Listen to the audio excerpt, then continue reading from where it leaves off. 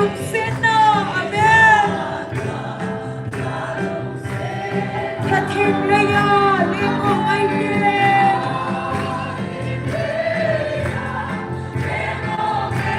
em bắt ta vinh say thùng dâu lon hallelujah hallelujah amen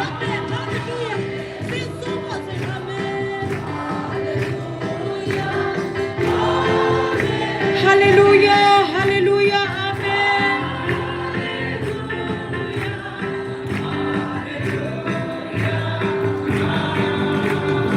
oh nihilin gilasan sin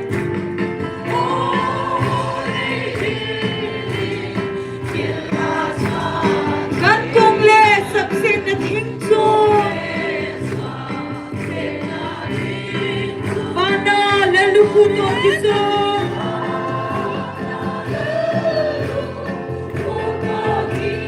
lay edan le salem tha so hallelujah hallelujah amen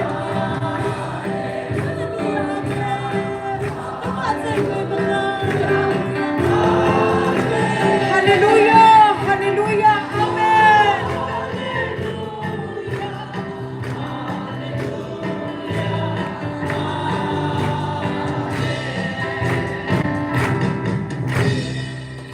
hallelujah vô pathe sung nung pen ka hinwa choye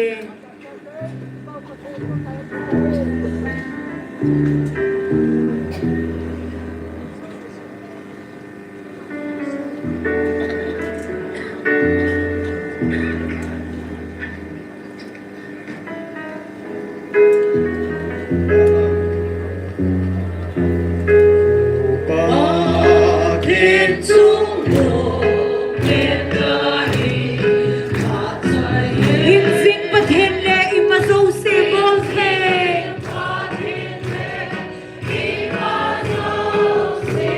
lung dong so gen thei de mi chon se de chol amen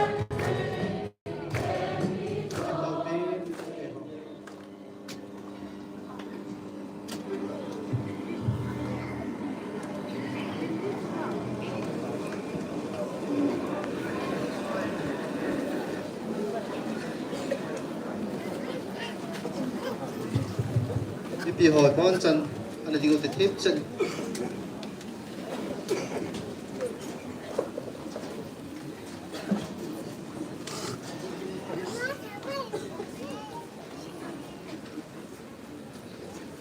về bát thiên lâu pin là hắn sam phong thế nào hallelujah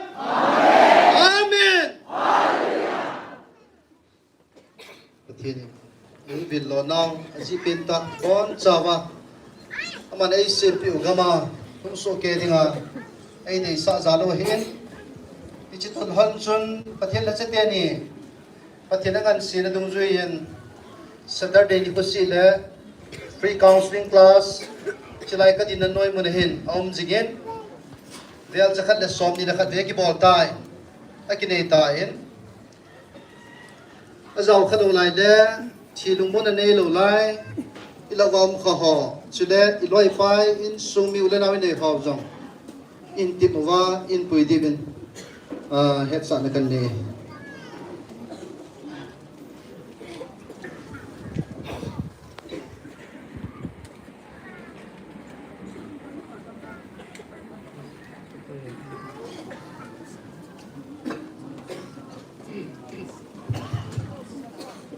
phone ho jong khả vắng mi cái hôm đi silent mode in quay số kéo tiếp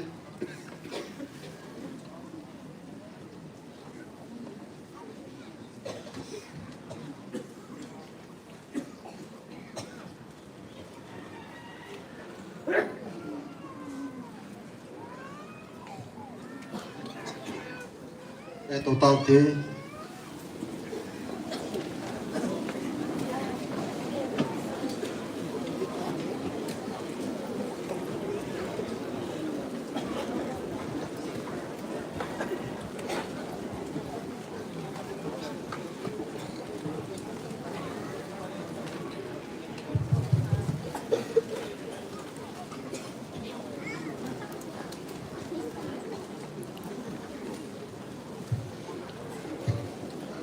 Cái mà cầm tay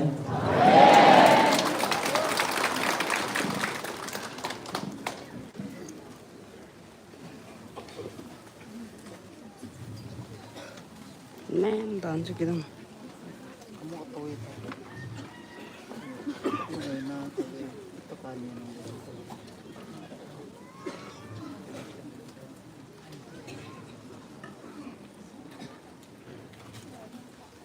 Van lal to na dalhan Ka ngay lut ka cha te building in Cái mà cầm tay Praise the Lord.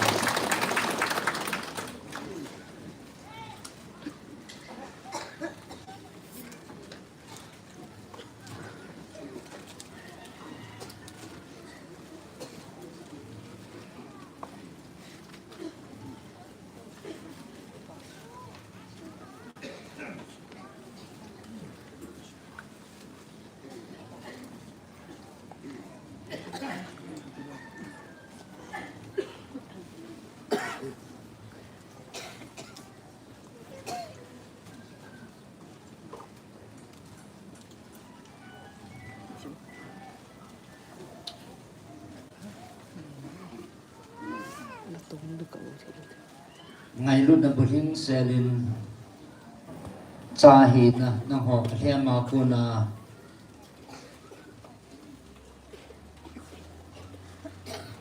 Ka cha te Ata na chan the na divin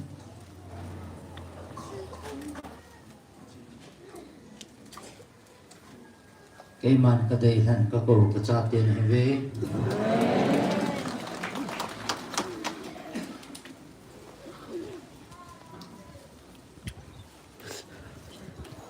Hoy, pas. All chop di. Chop di. Live.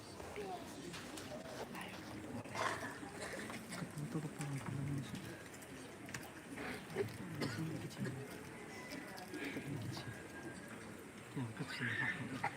Tunin nang ho ki pa zovin Vanili sit kisim tila pana ngay lo zong kit lo ding It's a patti na ka vilna na chan zivin ki pa zovin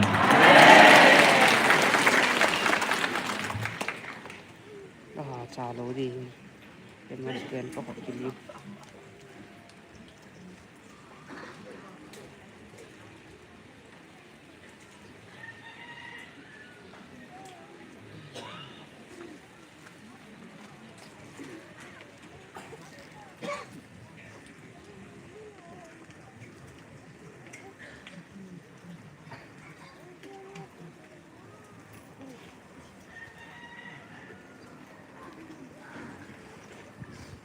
Vanili sit kana sim tila panin Tunia hechina niko na ho ka vilna diw ni ko hi keman kana bon to sa itabove Tunia hechi chang thei ho mi ham phan heve ke pauvin Praise the Lord. Hallelujah.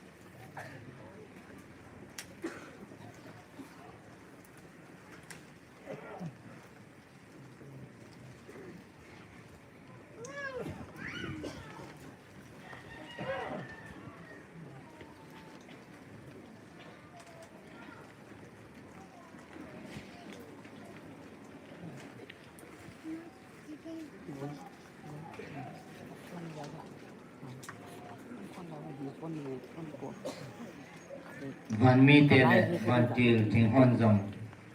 ichini ko hi koi nam chunga chu ding ham tia ana lungdan piu tunin nang ho nam mi te na chang ta ve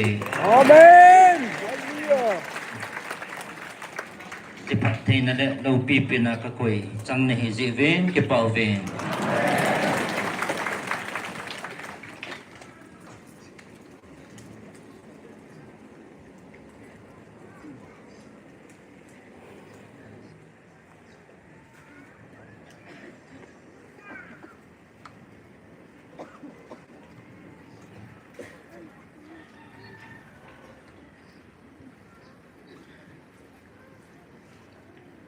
ahin tuni na ho nammi tela chitabang hi pathinin bor puntin chitabang hi pathina kun hi punti che pathinin bor punti tia ki het thim thi nai lo ki het chin nai lo nanam sungwa tampi nam na lai ve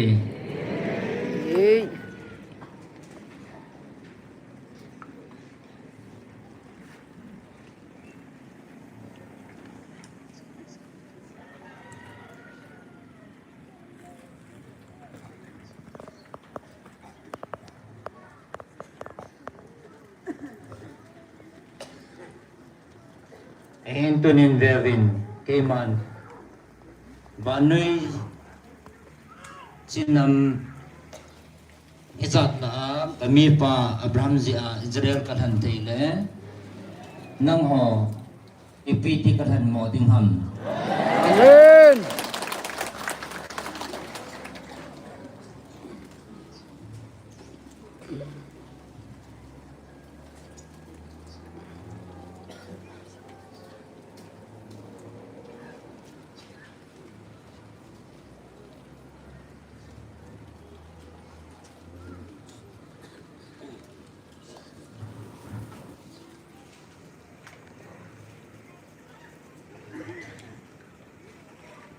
ahin ay tom na niya lungput po ho zin keman kavil naw zang tang di puntin Amen. natsumawa ka nga ilud na kibezing din hi Amen.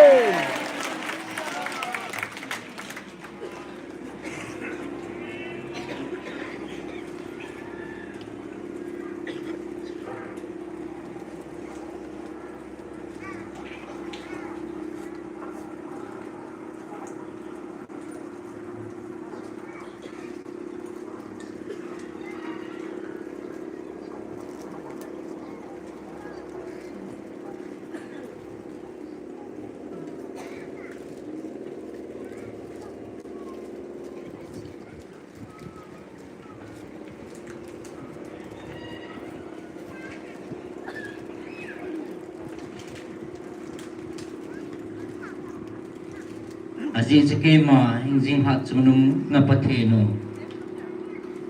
leila bana thanei hat chunung van mi hola ban til ho chunga jong thanei vai hom achunung bin ke sanga thanei zo umlo a thanei bin ka hi jin ke man ka gun la ka phat sa ho bu chu chal ding a hi Amen. Amen. Amen.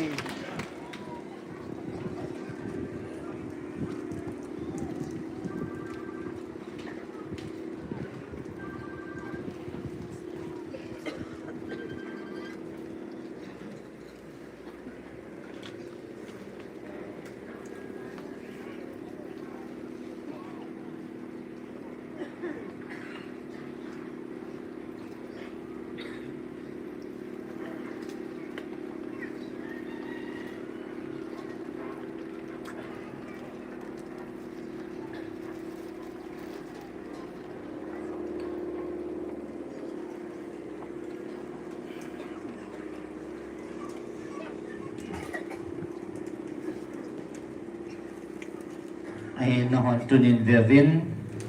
nang ho ka zong nang ho mit do ding le na min lam ne nu ki da ding a ki sa tampi kum zam le ke man a le ma ko na ata ka pui do ka cha te ne hevin a le ma ko na ka pui do ka ngai lut ka cha te kami Israel te kathan chum bonga kathan chum ka cha te ne ta ve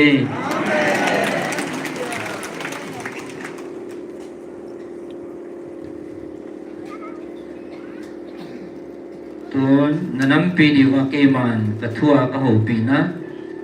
Ezekiel som di tanga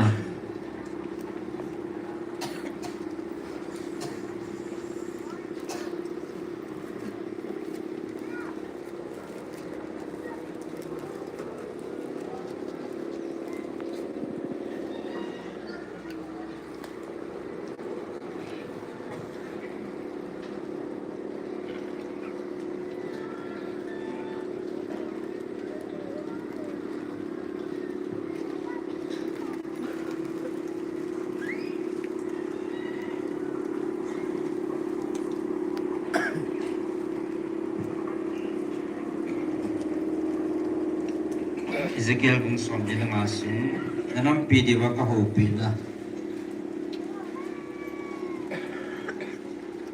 Ato pi,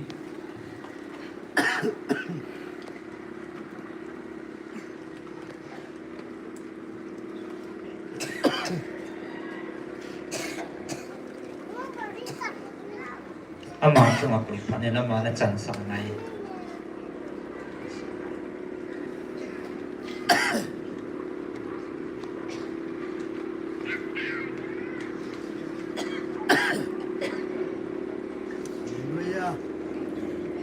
Praise the Lord. Ezekiel som di lang ha.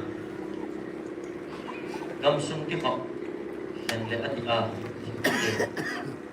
Nang wan gamsung hi gawa du ding a.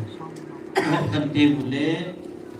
Pakai chan ding a atum bi a. Gamkat ken siu. Microphone tum. Hiji chu gambi thinga ki koi ding. Lâu na ta. Adung lam tong sang som ni le sang nga hiya. Avai lam tong sang som ni hiding a hi. Hicilai su aning aka apung pia athinga ding a hi. Hici gamsunga adung tong zanga avai tong zanga mun khatchu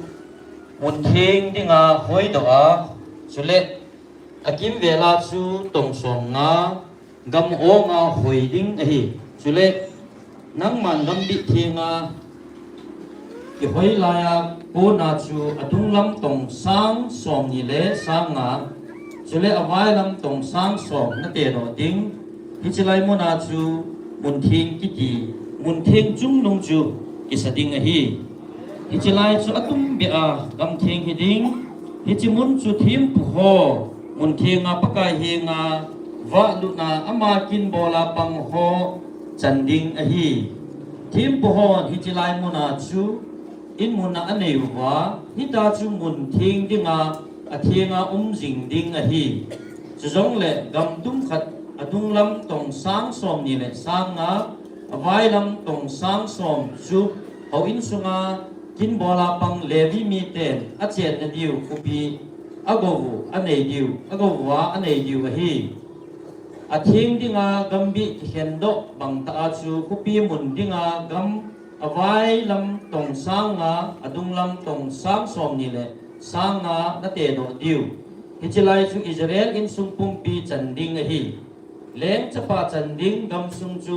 gambi thing le kupi mun ding nga ki hoi do te ni zet le vei hi ding gambi thing le kupi mun ding nga ki khen gam sung chu do ki jok pi a ni lum lam le ni so lam ki jong zok zon pe ding Israel phum khat gam chan chu do adung lam ki bang pi a ni lum lama pat ni so lam ge ya chu ki phum do pe ding a hi Ichi Israel sunga leng chapa chanding athil kiwa ding a hi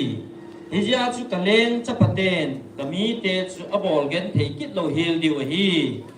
ama ho zo chun Israel in sung mi te chu aphum phumwa gam sung achan sa diu a hi je pakai pathin in hitin a se je bo Israel leng chapate aphaset jing tai pumhana thil ki bol zo singa win lang bol gen thei na chu ngatawin thua di ta in kanuvin lang thil di chu bol zovin kami ten dal mang ziu chu hayuvin tin pakai pathinin aseye nang hon akitu to a thil na tewa ipha adi lama namu nawa chule bat jong adi lama namandiu ahi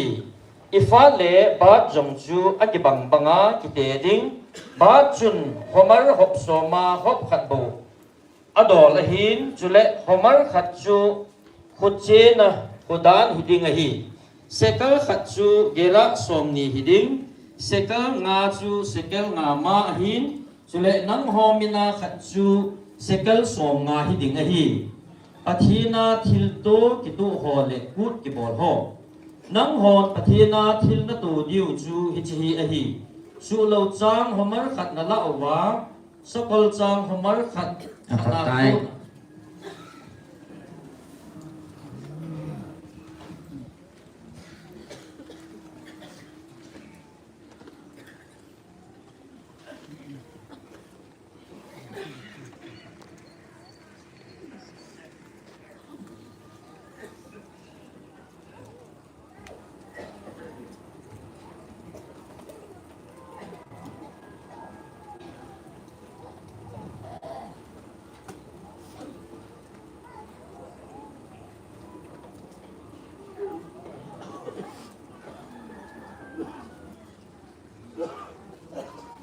nanampi diwa nakisudi thay na diwa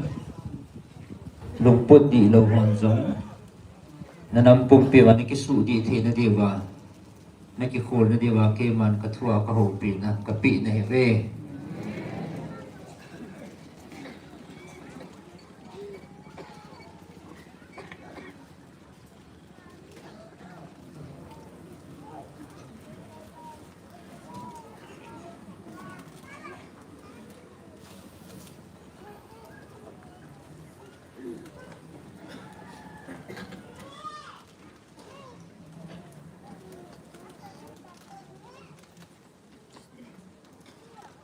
no mihim lum gela nakisuan naw le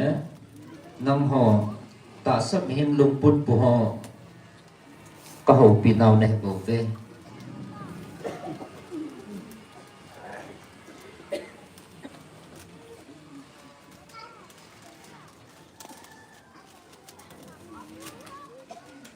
nanampi wa khumulo ho le ta san thilo ho kahopi na thu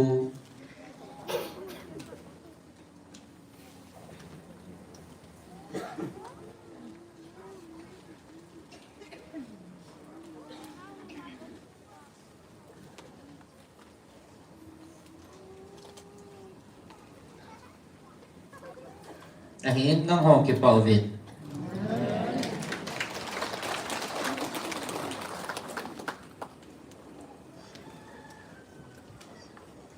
ji chiki ma o za ta san ho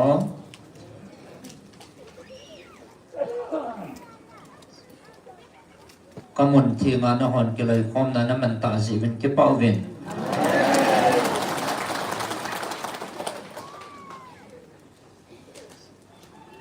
ahin nang ho ta san lo ho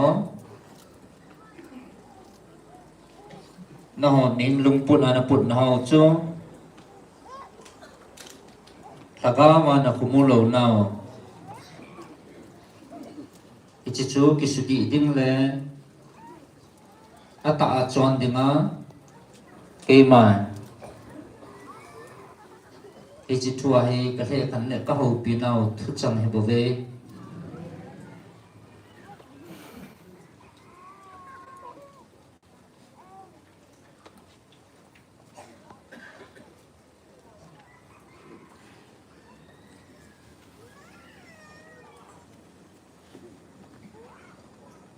nang ho mi ham pha nei ve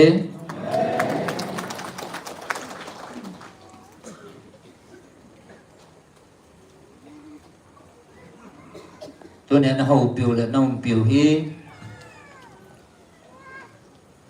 ki khel ti nei lo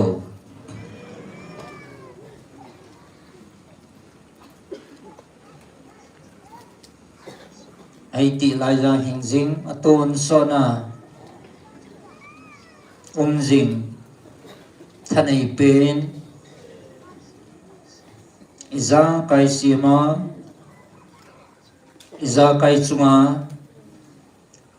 thunei vai hom pa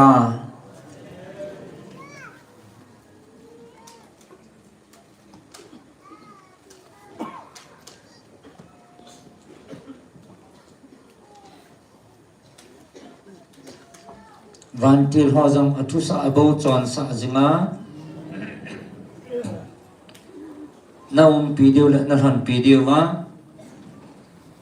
na veng ding wa na kai hoi sa jingo hat chono na pathino ke ma kahi bove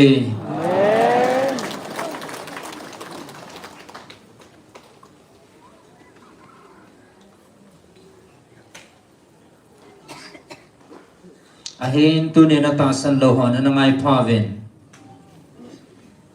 iche he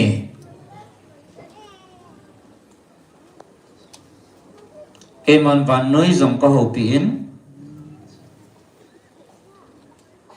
iche van noi chu ka thun ka ho pin ahin iche ka thu ke man van noi dinga ka pi jong ko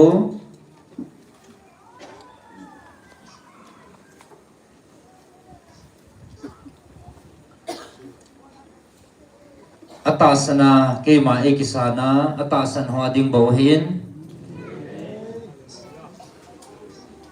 ahin ei tasan dawa ekisan dohon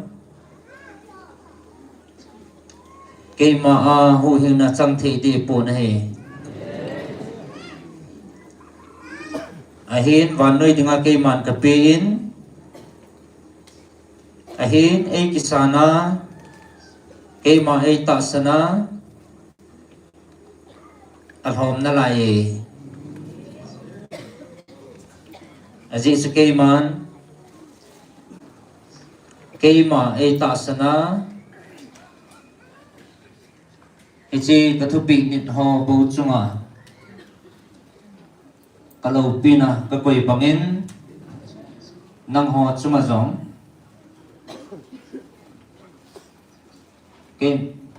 keman hi chu ka vilna le ka ho pi na he nang ho atasan ho chung bawa ichi kalau pina ka koi ding nang ho chunga bo khat thei na le iza kaya keman na tu na chau kanga khang som chana kema ko na hin tui le ichi phat thei na chun na lun khum jing diu he bo ve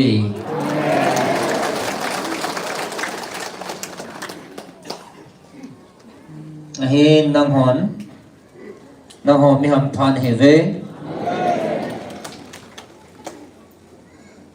tunin nang ho nanam piwa keman ka vilna he nang ho mi hing lung thima ei tai to min ei the jong leo chun ka phat thei na he nang ho jong nana chano he tan aji chu ichi thi san le ta sa a na sumang thai diu na mel mahawa ko na keman kahoy do in ichi he keman nang ho khan chum nei lova ngai lut na ki bang ta ka ngai lut si a ka hoi do na he bo ve a he nang ho ei kilhana ei dowa ei pam paya ei thiệt điểm giống cái mần cái này ei vangin ngày lút na pao cái mần ngày lút na bầu ichi cái mần cái vật này bầu về ichi bầu hay cái mần cái lung làm hay bầu về ichi ngày lút na cái cô na về thay lầu ichi tôn so na ngày lút na hin ichi ngày lút na cô na hi cái mà khăn chôm này là vá cái băng ta cái mà na gal mi tia wa cô na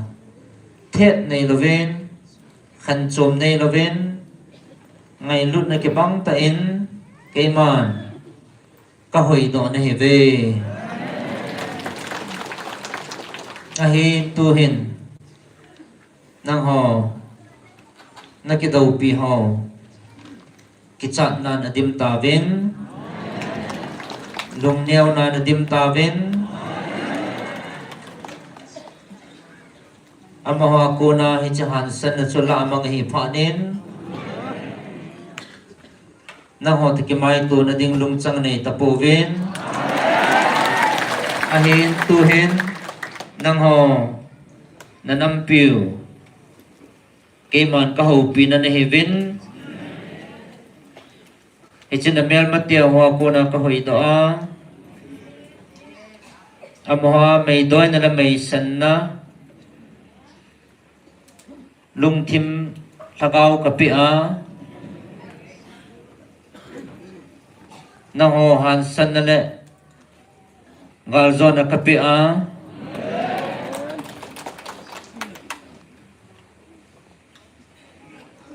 tunin ngal zona kapi panin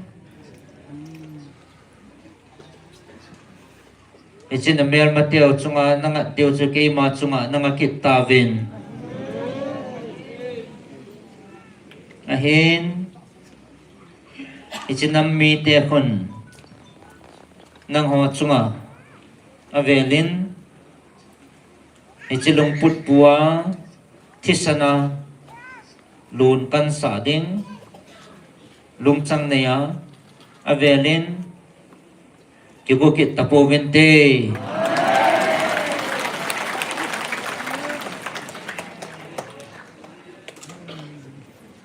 ahin tun nang hon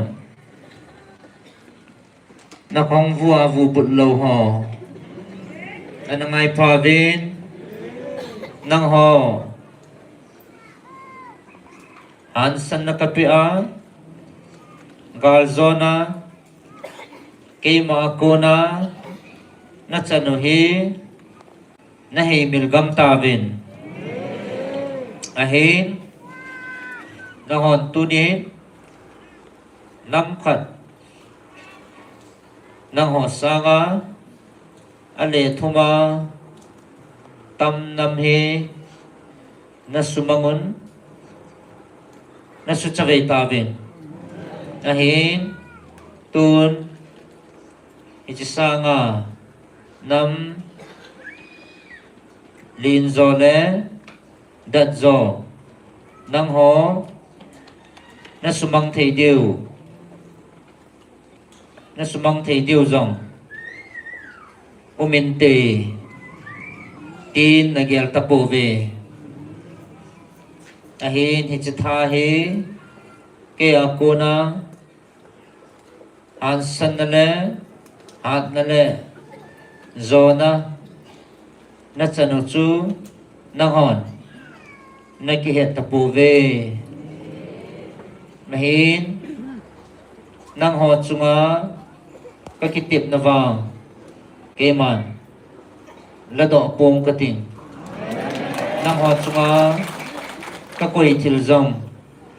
hei mil de pom ka te aji chu ke ma kitima ka he aji chu ke ma kitip na he ke ma kitima he engzing hat chunung pati akang sona khang sang khat chana akitip na hei mil ngai lo hat chunung na pati no na pau ke ma ka he bove ke ma ka kitip ma bangin nang ho kalhan mi nang ho chunga daw dingin nam khatsa kipadahan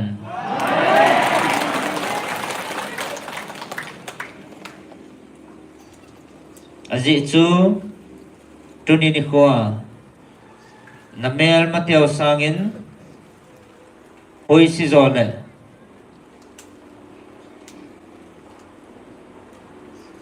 mel si zo a su mathale su manga keiman nang ho chunga thanei hatta Michael Vantil ka koi pi nei ta ve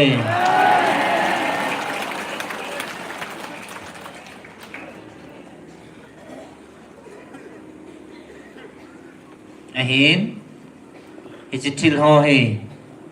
nang ho ata san lo ho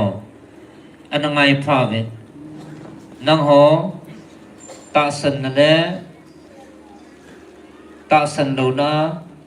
keima ve pung kating din pi pung kating het pi pung kate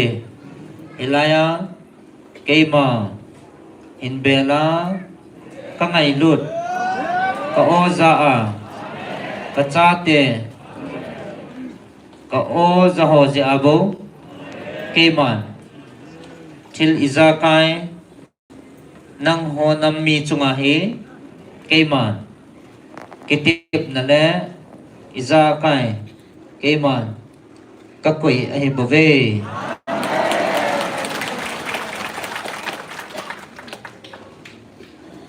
keman kami Israel te kathan ku ami pi te chon phat wang he pon Abram le asun tian keima lung de banga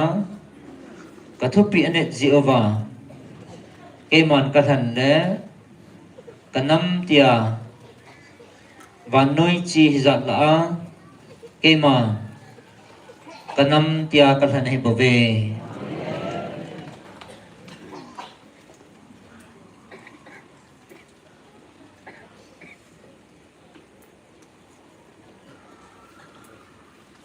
tunin na ho khat lakhat na kilhamon to na dewa keman kathua ka ho pina Philippi li na sim thau ngai je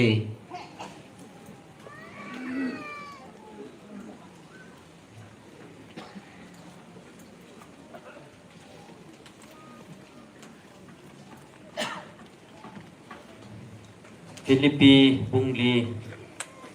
pakaya kipa thanumun chiti heji chun kaso bidai ta te ho sule ka ngai ta te ho ka kipa na le kaluku sa ta te ho hiti hin pakaya umdat jingun keiman yewadia le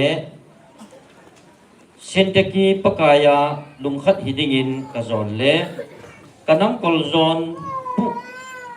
put khom pi ta nang ma jong kange nehi nang man hi chinu mai ho chu anahun aji chu am ho hi kipa na thu pha a keima to ki thwa tonggim a hiwe Clement le ka to khom pi dang hon jong chu tia chu abo lu a hi ama ho min chu hin na le ka pa kisuna hi nang ho pakaya kipa thanom jingun tikit lewingi kipa thanom jingun nang ho na chon ne mu chu mi jong si het hi hen pakai anayi imacha lungkham na nei hi helun a hin imalam jong sia taw na le thum na mangin thangwa to thun na thum jong siu chu pathin het saun chu deng le pathin lungmon na het na jong si kho khel su ke ya chun na lungulu na lungu le na lung thimu Krista Jesua ahon ding a hi a chai na in su bite thuta cha za dol cha adi lam cha a thing cha deum cha sei phat cha phat na nei ima ma chule pa cha chan na ma hi le hi ti ho dol chu lung gelun nang hon kia ko na kiluwa na job saw na za saw na mu saw cheng se chu bonun chu tile lungmon na pathin chun na pi jing dingu a hi hiti chan pi nunga kaphat na ding na ngai tu naw na hin tha bol kit lewul hi pakaya hapan kipa se pakai hapan kipa se jingi pakaya hapan ka kipa se jingi hi chi tinga chu na got saw wang a hinan a hi wangin hi chi pe chun agom kom na mu po ve kala sammana hi chu ka se hi poi keima chu itabanga iti ka umem ka umbang banga lungthaya umji ka ti het tan a hi nim cha umji jong ka hen hau ta a nim thinga umji jong ka he imazo se le thil zo sia wa ta le kil ta umji nim thinga umji le thasama umji thugu chu ka ti het do a hi tai ai ha sa pa wa nga chu iza kai bol thei ka hi Amen. ai riêng vào những cái gen thì hệ số na nấy cái thủ biểu hi na bol phát hệ riêng vậy cho lệ nắng họ Philippines mi họ thu thả hung thun kỳ là cái mà Macedonia gama cô na kapat to kapot to lai chun nắng họ tây lâu hậu bung khát sa rong pe lệ la thu đỏ la ấy cái thủ biểu ông bồi thì nắng hòn hè về azi chu Thessalonica qua có lai rong chun cả ha sam na khát về riêng Hilovin các họ na nage lun ấy hu nào nấy thụ chít lèo về này thil pi chu các họ là hi bồi aga nang họ lama apung ding chu các họ rồi hi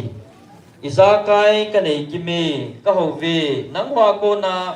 thil gim nam tui doya kitha pathin la thei don le lung lấy na chu Epaphroditus khona kanamun hi chi chun kaning hing set tan na hi Pakai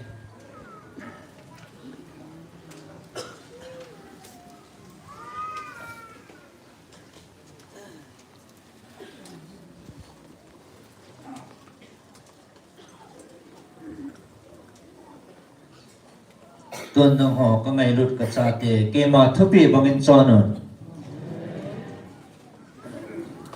kê mà thúc bị bằng anh cho nữa và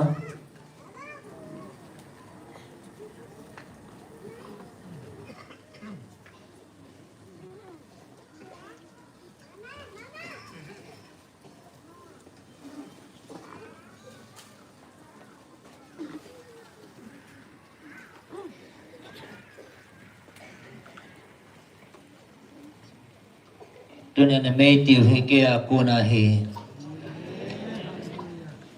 tuần này hay chỉ ni cô hoa tiếng bầu hay là bên ở tuần so na tiếng gió hay bầu về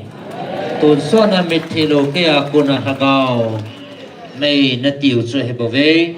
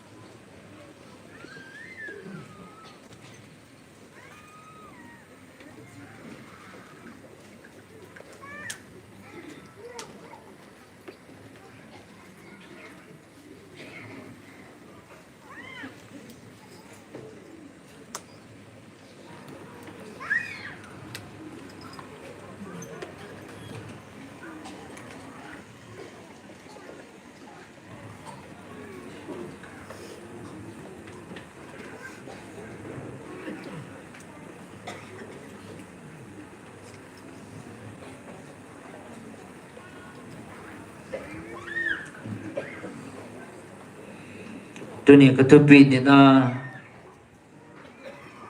chỉ là bao mấy tia phần là họ nếu khách tiền lại là tu là sao thì họ có cái tiệm là phật thì nó không sang mà không lùng đâu mà cái chỉ phật thì nó họ bị họ ya không cồn ham tia anh cồn tiêu cho nên tiền lại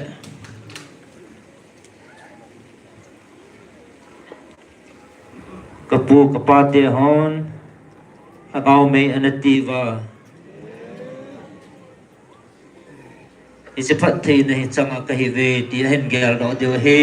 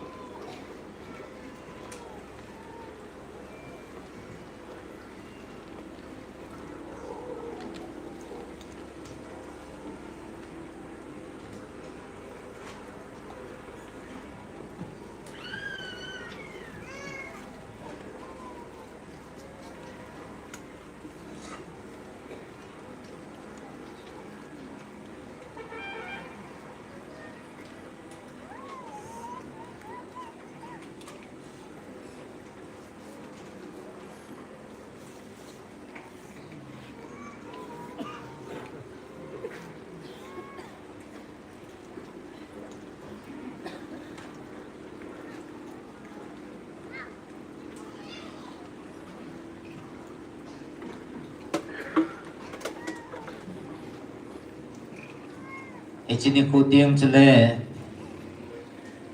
tunia na panlan ho hi tahin sidwa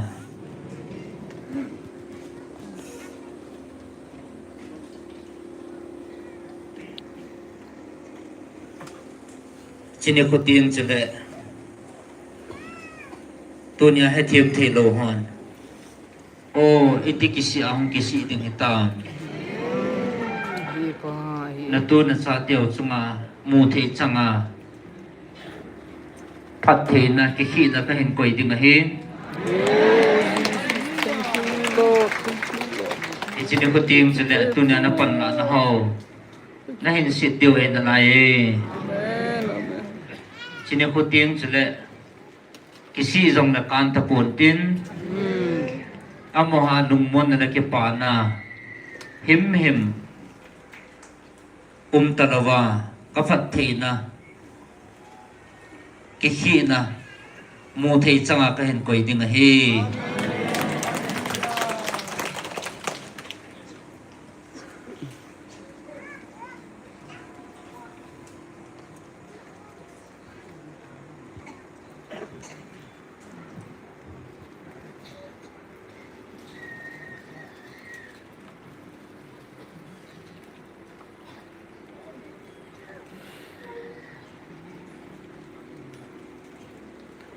tun zong ko phat thei na achang zong adong zong naum pan ta ve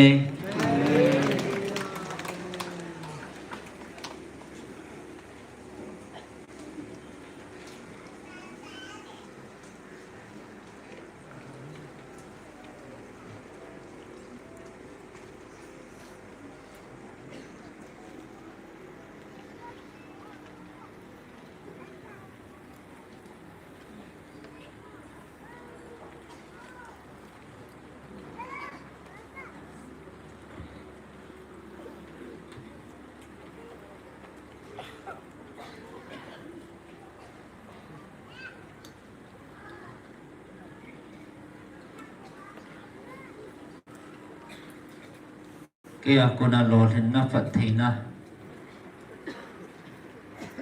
chang tavin tuan zong achang ding thum na umovin kaya ko na phat thei na chang panding achang pan zong na ta ve ahin hi chi hi achai na hi pon til hong ke pan til ding a he bove na ho he che phat thei na he thagawa tuni ni kwa na chanale iti ta sa jong ke man ka pe da ding ham ke man thagaw bo ko sa a ngai lut na bova dinga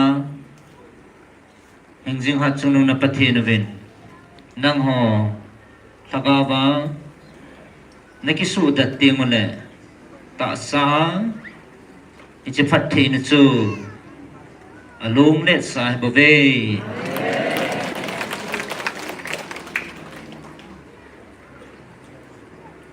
ahin tunin nang ho mi ham phan he ve nang ho ta sa phat chum na le ham phat na le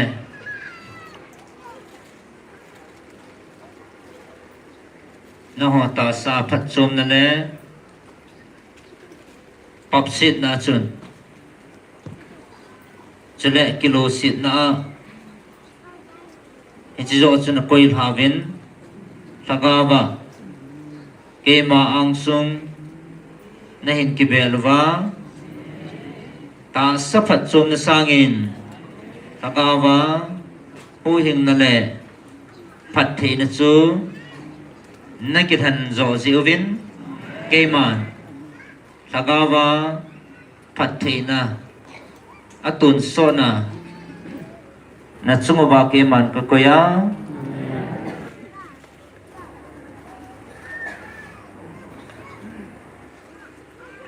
ichibana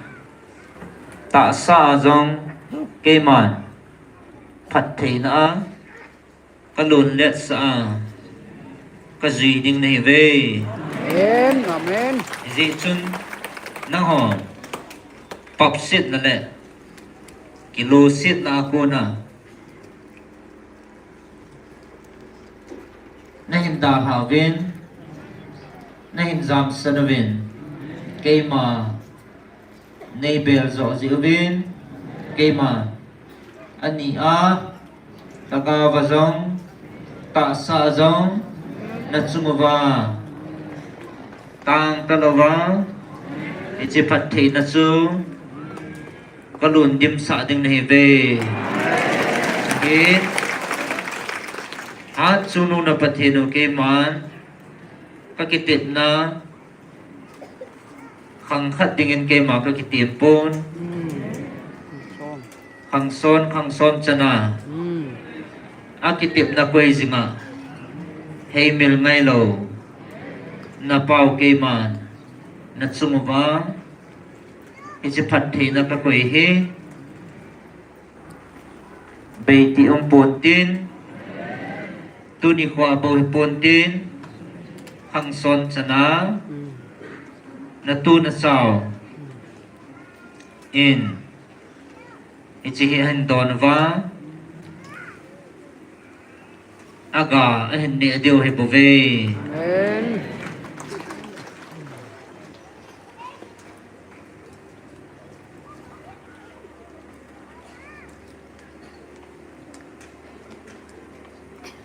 ahin hi chita sa thil ho le hi chita sa na chan ho sangin van mi le van til thing hon na he nu le na mel chiu chu nang ho ding in ke pa zo ve Hallelujah. Aji chu Hallelujah. hi chi chu van noi li sit na Amen. Amen. li sit mi ten Amen. Amen. amu pha lo le ani zo lo hi chi go lu ta chu nang ho na chan ho he bo ve Amen.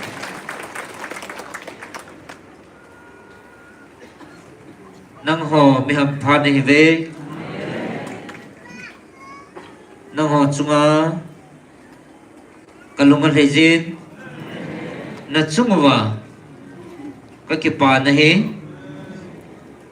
ichlei sit bova he pontin aton sot ge ya bei ta lo ding jing ding he bove Amen. to ni nang ho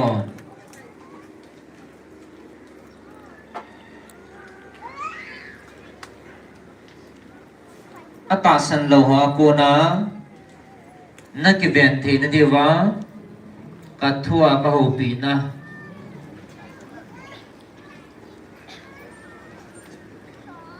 Galatia thum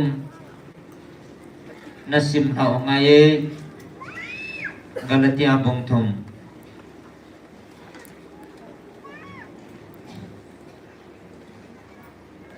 Galatia bong thum tu bi dan thu na ta san ham Phone na do. o khu pholo Galatia mi ho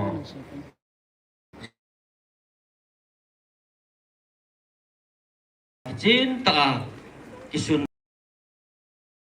on nazol hak ham hagaw na kisano chu dan thu dung zuya na to wang ha ta san thu na za wa ko nang hwa ko nin ka het no mi iti chuti lungthimbe ni hiwem hagaw thwa ki panwa twa ta saphiat sai do ding na go no ham cheng pi hi mo jin se a tho gim na hiwem ta a hi le mo jin se a hi mo jin se hi ngu ne hagaw na pi wa na la awa thil kidang ho bol ji pa chun dan thu dung zuya na to ji wa a bol ha ta san thu na za wa ko na a bol ham hi cha hit abrahamin pathina ta sanin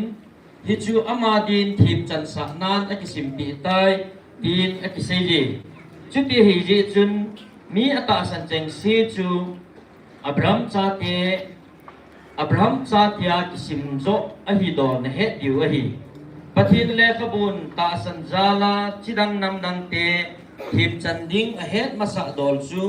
pathinin Abraham za kipana tu pha ana sei phung masan nang jala chidang nam dang zo se jong wang bu chang diu ahi anati hizia chu ta san nei cheng se chu ta san nei pa Abraham wang bu chang khom a hiu ve koi hele dan thu bo ki sun cheng se nit zom jing lo chu gao sap chang a hi ya a ki su ji in dan thu dung zu ya na tong cheng se chu gao sap chang a hiu ve ise na mi ti le dan thu dung zu ya chon ji a koi ma pathian a thim chang lo hil ding a hi aji chu ta san jala thim chang pa bo hing ding a hi akiti achu jong le dan thu chu ta san na to bang a hi pui dan thu ho nit pa chun dan thu ho hin na anei ding a hi kiti a hi bo ve dan thu a ki sun chu thinga ki khai sang ta bo chu gao sap chang a hi kiti a hi je in krista chu ei ho jala gao sap chang in dan thu gao sap na ko nin ei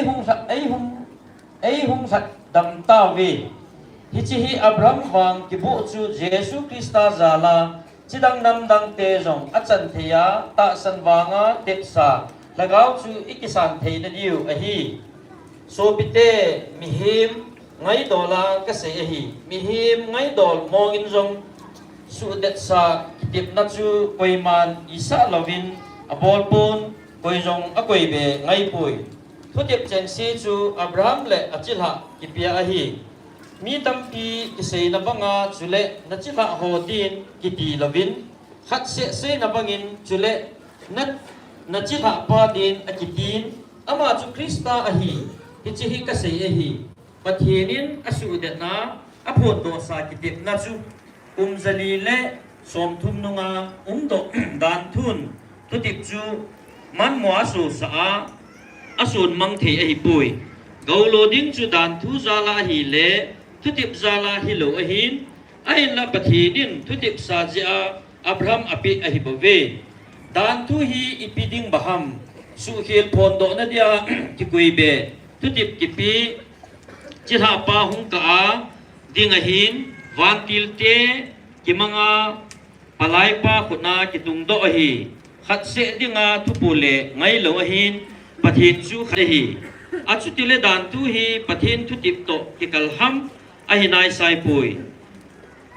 mi cho hing theina thanei na dan thu ki bi hile hi chi dan thu a chu thim chan na ding a hi ain la Jesus Krista ta san jala ata san cheng se thutip chu akipi theina diwa pathin le ka ba thun iza kai chon set noya akhum cha a hi tai ta san thu hung lun ka ahung lun ding ta san ki phung do ka a ki phong do ka chu dan thu noya ki hen ki kha khum a hi ve i hu ve itia chu ta san wanga thim i chan theina diwa dan thun eima eina kai hoi wa Krista hianga ei pui na yu a hi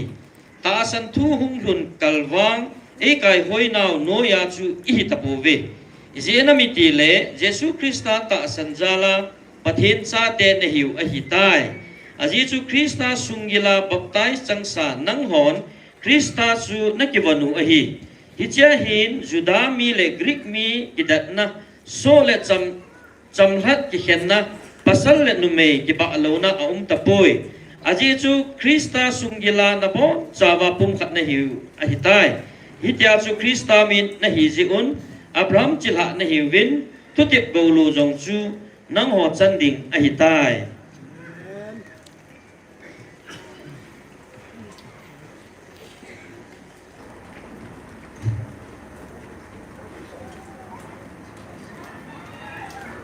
tun nang ho dan thunoya chona cha sim ne povin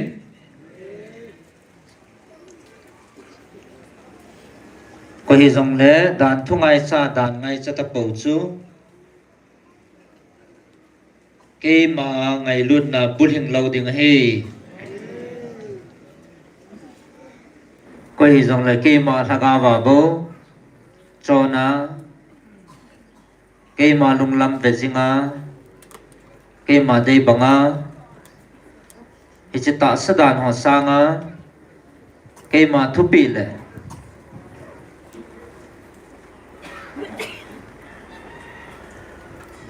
ichiding kapi thua ngai lut na bo chona ichimi ho chunga keima ngai lut na bulhing zo he ahin tunin na ho wang ichidana ko na chu hlatto nei ta ve tun nang ho dan thu noi le dan thu sa chon dingin keiman kapal pon aji chu ngai lut na cross a kalat to bangin ngai lut na bova keiman hagawa chon ding bova keiman ka ko le kalat nei ve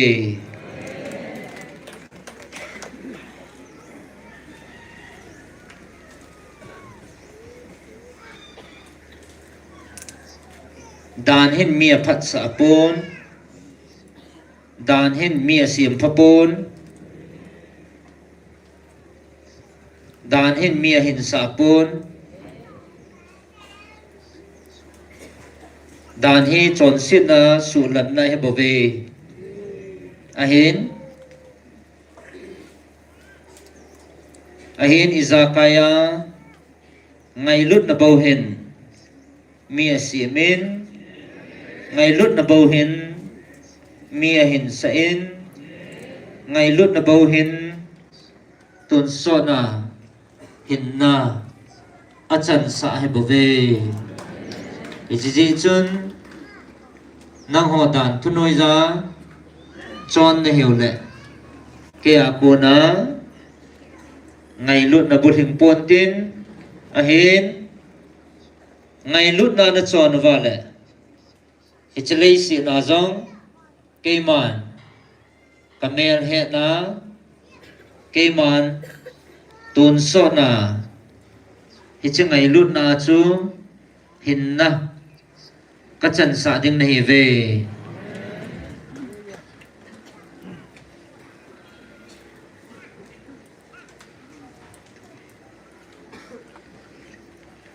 hin tunin keiman kamil han pa le katun do pa keiman ka ho pia ngai je aji chu atawin amit li hi hasit na mit hi atam zatan kipan sangin ama mihima ki ngai sit na mit hi atam tai ahin ichi chu ke malung lam hi pon ke ako na hi ngai lut na ke pa na bawa cham na bo le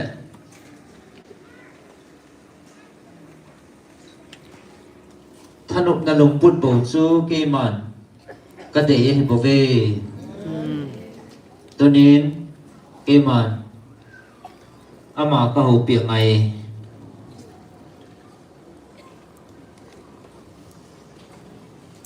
ven anangai pan keiman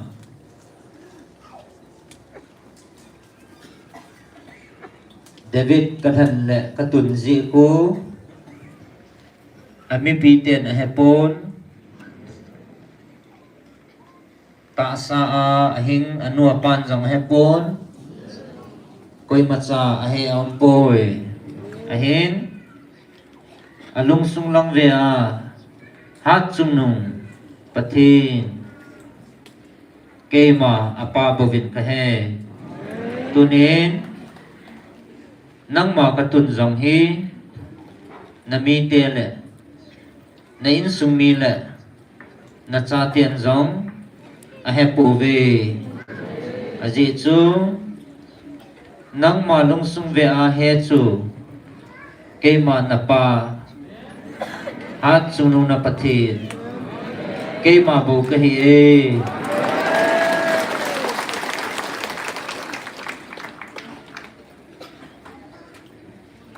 Aji chun nang ma mihing lungge la ki ngai sit na chu pai han. Aji chu nang ma hi na mi ten na tun le na than hi pun ke ma hat chung nung na pathinin na pa ke ma ka than na hi bove.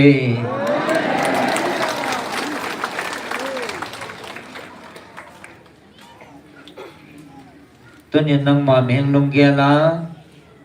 ka tu le ka din na hi ka pan na hi ka tu khi thì tam ka pan khi thì tam ka din khi thì tam tin mihing lung punin na ki gelin na ki gel tai tunin ke man na sei pi nge na ho pi nge na ding hil pon na tu hil pon na pang hil poi aji chu na tung na pathin ke ma hen David tuna Israel kanam lana mi asim pa at chung na pathin ke ma ke bove.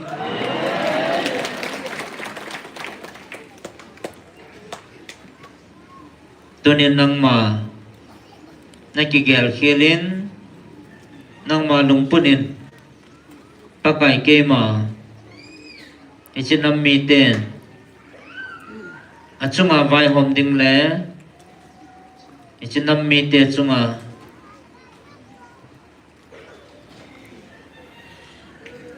thunei ding hi ke ma aling lo ke ta tin na ki gelin ichi aling lala na ki gel na lungput chu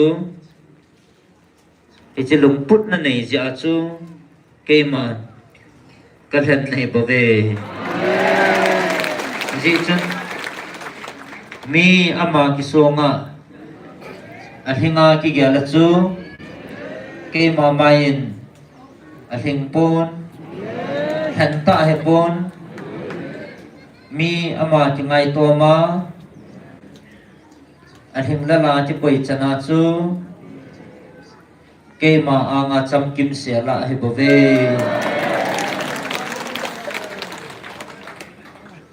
hi ji chun hi chi longput na nei na chun hi chin nam mi te chunga thunei ding le vai hom ding in ke ma kalhan nei bove.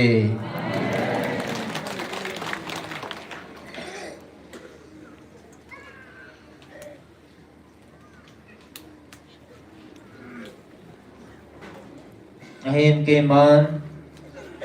sol chu ama mihina kisonga le ke ma sangin ama mihing lumpuna achi na kisonga ahin ke man ama chu kami te chunga vai hom ding le thunei ding in kadei sa pon aji chu ke ma ang sunga asu hil ding le abol hil ding chu ke man kamu masat hi bove ke man David kal hangin aji chu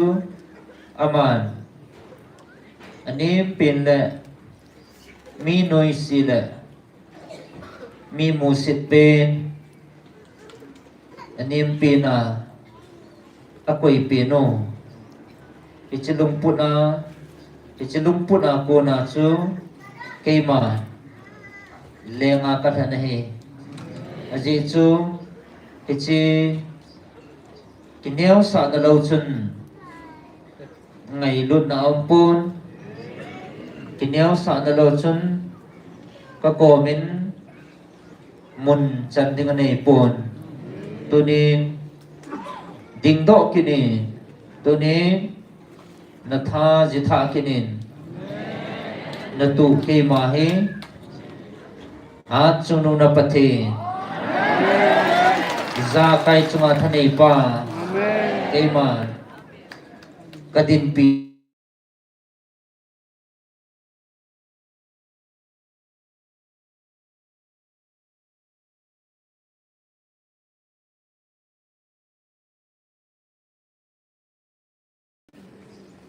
keman khat sa ka phalpon nang ma na hai hu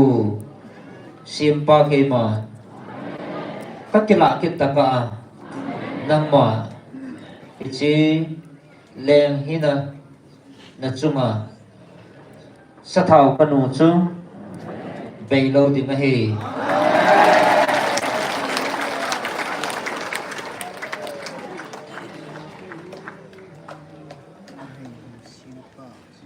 ji chu vai hom ding a chun ama ki so hi han ji chu leng din mun ding ding a chun ama hi na ada ha ngai je ke ma be la ngai je tu ni ven nang ma hin ke ma nang ma hi ke man kana than le kana tun do hello le chun tu ni ni kwa na pa hing jing hat chung na pathin ke ma o hi na za lo hil ding a hi ke man katun le ka than na hi zin ke ma o chu na zan to ni ichi phat thi na hi nang ma le na sun le na sit na chi ha le ichi na nam mi te chunga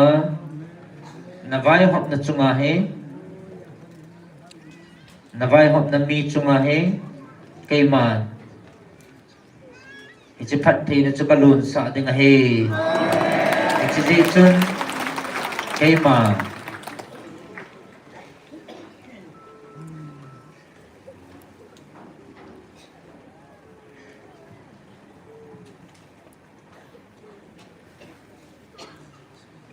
chỉ chân cây mán là chung à các cái timin thì chỉ chú nang má na đầm sung lẽ hay hu cái pi hi cái lạ ta cả xin na leng gam cái bồn tin leng gam cái tuần sang na leng gam kasu pung ding he ichi ji chun nang ichi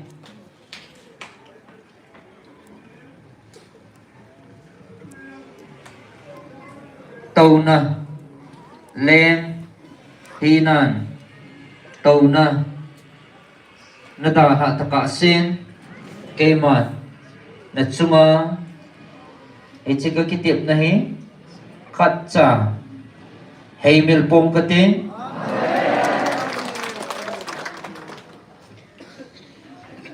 aji chu na chunga na veng ding le nang ma na leng kam chunga nang ma hay hu kala taka sin ke man na chunga van til tha ta Michael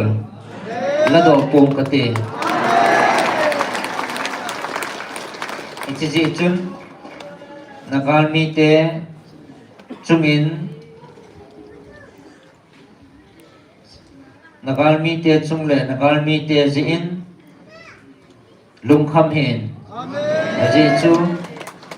ke ma ke ti min nang ma lengam suke dingin koi manam ke patahan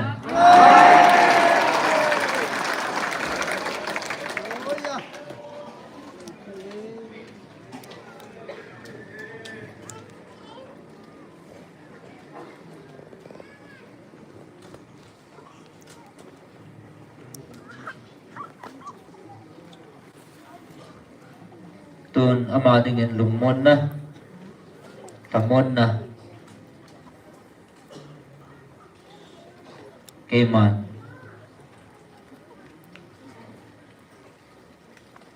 vantil mun nga na siya na sana nga mun kasabi tay Amen.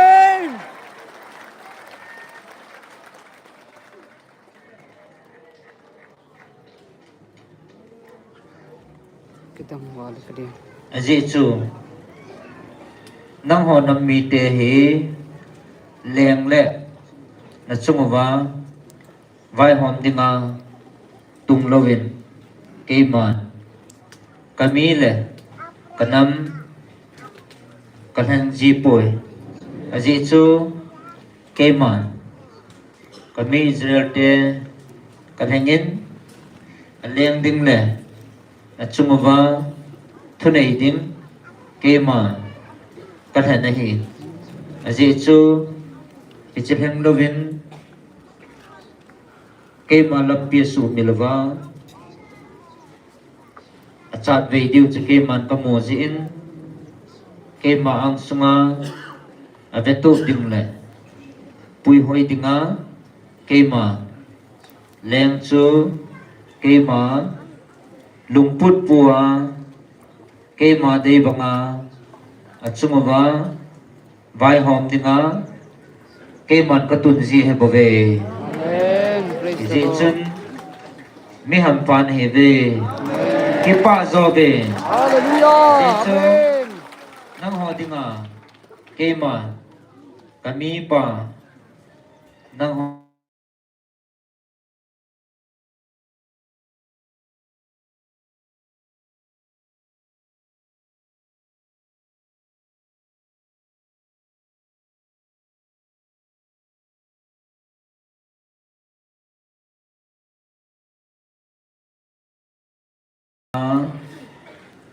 kalhan kami te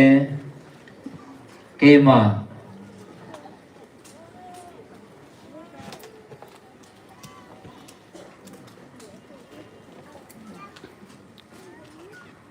amo ville amo landingin kema tasain kavilin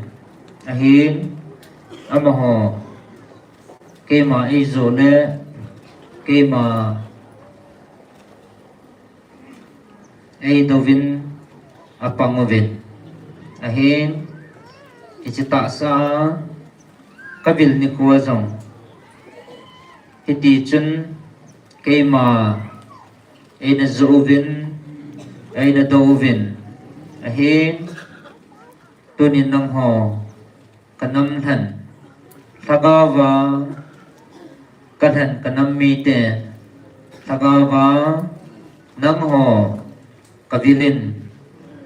thagaw ma in nei dovin nei zoovin ahin apat na kaiman kasi zi ho za azong kaiman kanasay sahitan ichi ho hi sumang thai nom lang kaiman kavan til ho kakol ha kasumang ding hitalaw ding ham ahin hitia chu bollem mel mapa kipa intin kaiman tilgun le kato ding chu chanlo ding hi echi chun kaiman ei dovin ei zo wang vin kaiman ta sain ei zo vin ta sain ei do ve ahin kaiman kato le kanung tup chu crossin van nơi ga ka zauta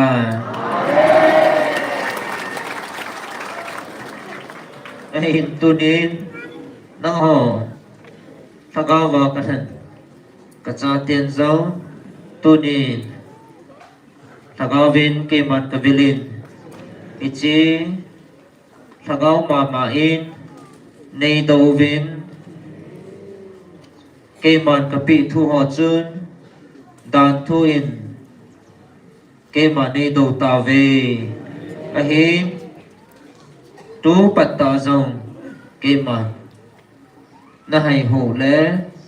na ta sao zong mấy cả và mà cả vạn xã na thagau zong siol muna suluna quay thể hat chunu na pathino ke ma kahi ahin ichichu ke man tu patta zong kathun sa the je ahin isu thun sa ne melma pa diabol ki pa intin ama lung lam chu bulhim khan te ji chun ichini khu ding a chun ke man nang ho phat ka pi a ichi hun le phat hi ke man ka su sao hi bo ve a hi ichi chu tun thun sa nem ke man thagawa ngai lut na nang ho ka hin vil na hi ke man na chunguwa ka kitip na le ke ma lung tup le thil gon hi mel ma pan ki pa na le mel ma pa lung hi na zo a hun lo na ding zain ke ma ka lung tup ka mol so na ding le ke ma lung but zo ka mol so na dingin ke ma ichi chu nang ho chungin na hun sa pu vi nge aji chu ichi chu hun sa deng mel ma pa ki pa sa ding a hi ahin tunin ke man thagau gal ka zo tan tunin cross vanoi gal ka zo banga na ho ka that to banga tunin na mel ma pa wa ko na ke man gal ka zovin nang ho chunga ke ma thagau gal ka zo tai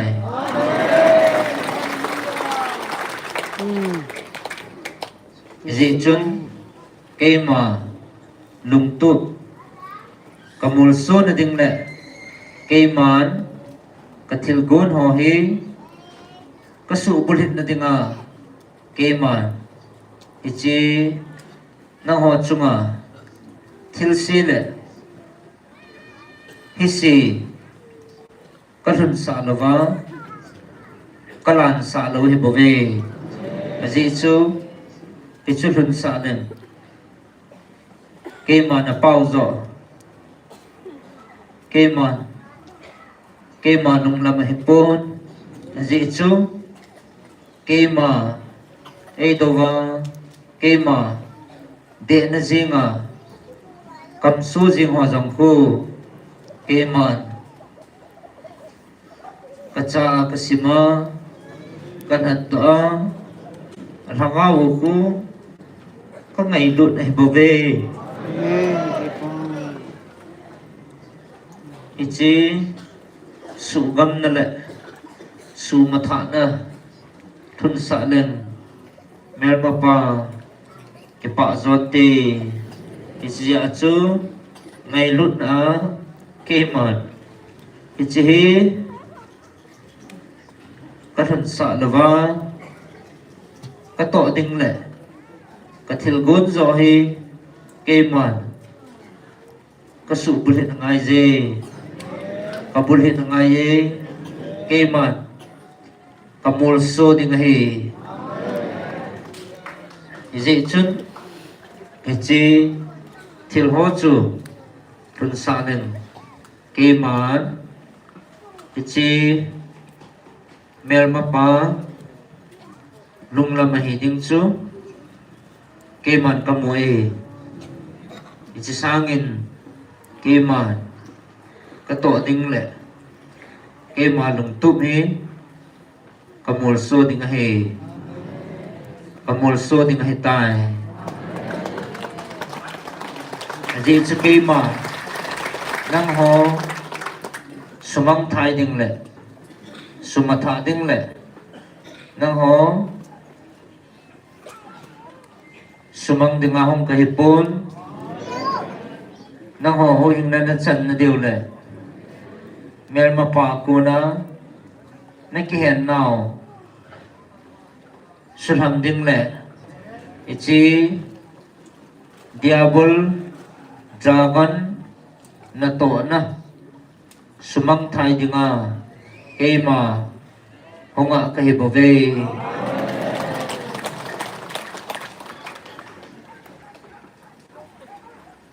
ahin nangon mi ham phan hi ve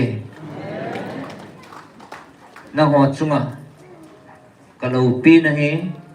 tu le atun sonin mang tapun tin ve jong ve tapun te ahin tunya kema ai de a kema ai do ho chunga wa ama ho a kisi na lungput mitli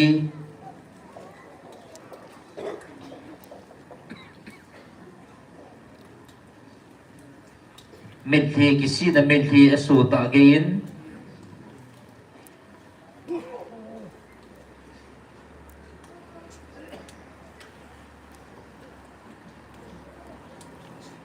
kisi na mitli asu ta gain kay man at sungwa may dam na kakoy lohil ding ahe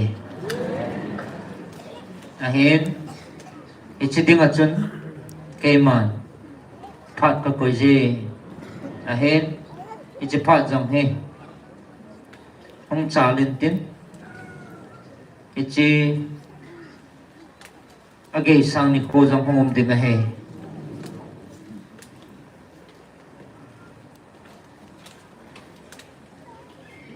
ahin tunin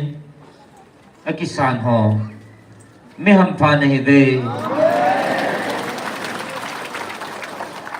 van mona van golo dinga mi thing cha tia het chune ta ve je chun van mi te la van til thing hon na ki pa pi wa na lung lei piu hi mihim ke pa cha chui machan gelda mihim kho sa chu iman gelda Amen. ke man ka pa cha po le Praise the Lord. aning se ne Hallelujah. Amen. Hallelujah.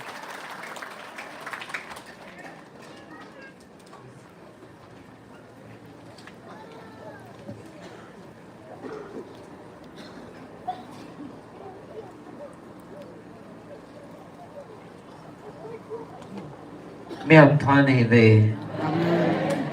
na tu na sa tiêu ke ma anga thật thì anh chẳng tiêu một lệ nó mình đi vào cái bà thu trôi à cái mà ăn sung anh bèo vào cái mà anh bèo nó tiếng lẽ cái mà thì cái hậu nó tiếng á muốn lâu pita muốn thiên ahin tun do dio kema kamoi Hallelujah. Amen. o he cho ko mi ham pa he ve Amen. iselay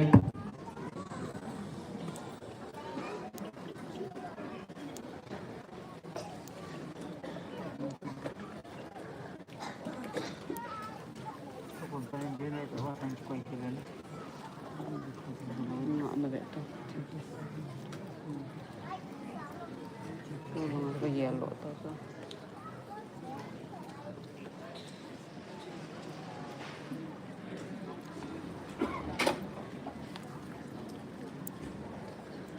nó cái bà nó hậu kiểm tiệm tập ổn tin Amen.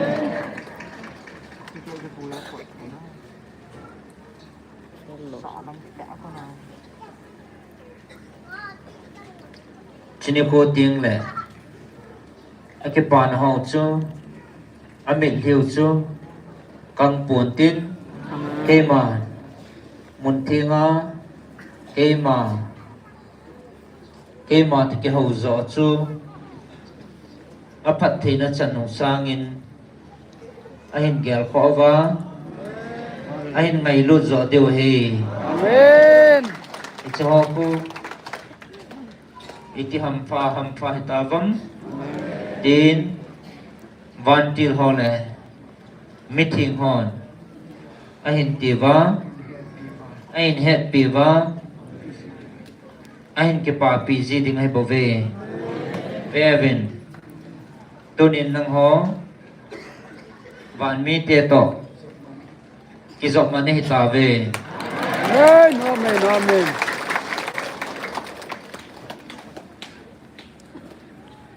Pakai Mipi. van mi te to Pan Mipi kan video lantai ke. cái giọng mà mi chân sun Lapi to.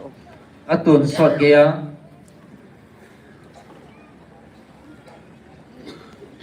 tan thầy tapon tin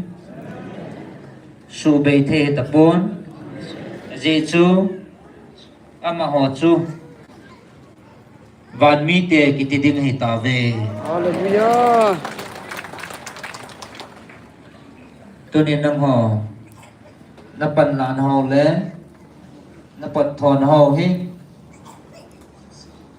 ha si hi ven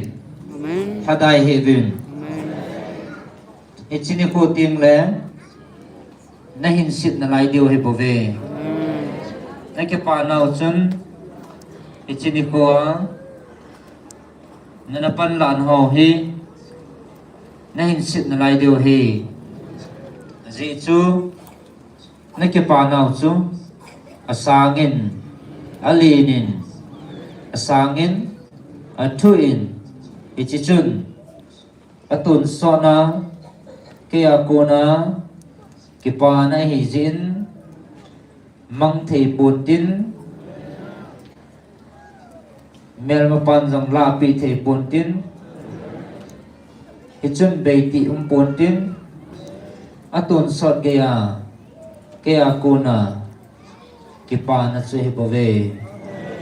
ven tua kipa lo chun kaleng kam ni ko chana zong kipa thei pun tin Amen. ahi tunin ho wang na kipa ve Hallelujah. echini kipa nau hi kaya kuna hi zin tunin na kipa nau hi ton sot gaya kimti nei lova kipa jing dinga ichi kipa na kaya kuna chu na chanu he bove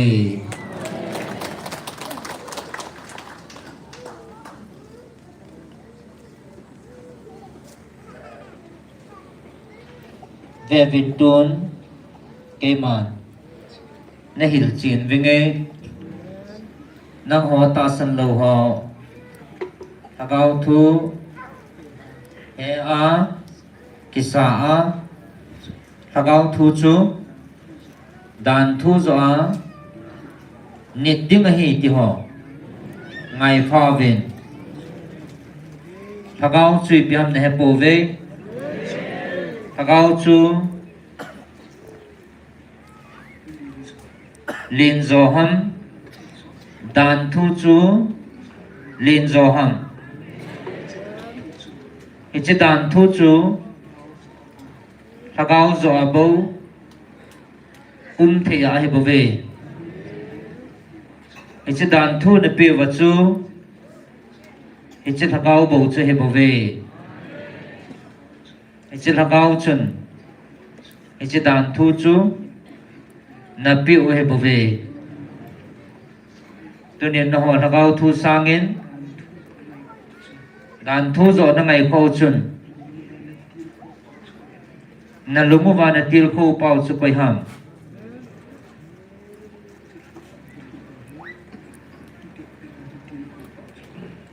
chỉ thằng áo thu để đi ngan tiêu câu bao cho coi ham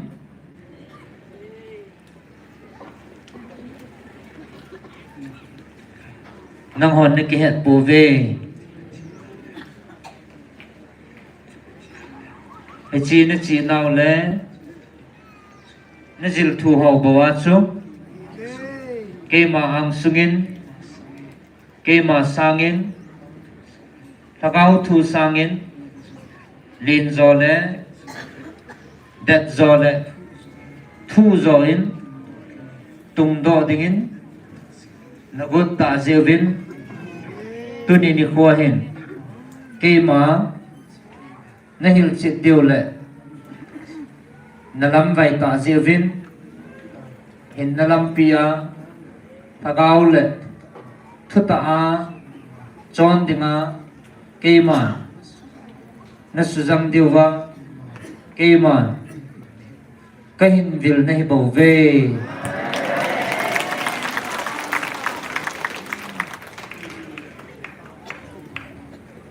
nó làm vài nào lẽ cái chế tạo sự đàn thua nó nệ dầu va năng hoa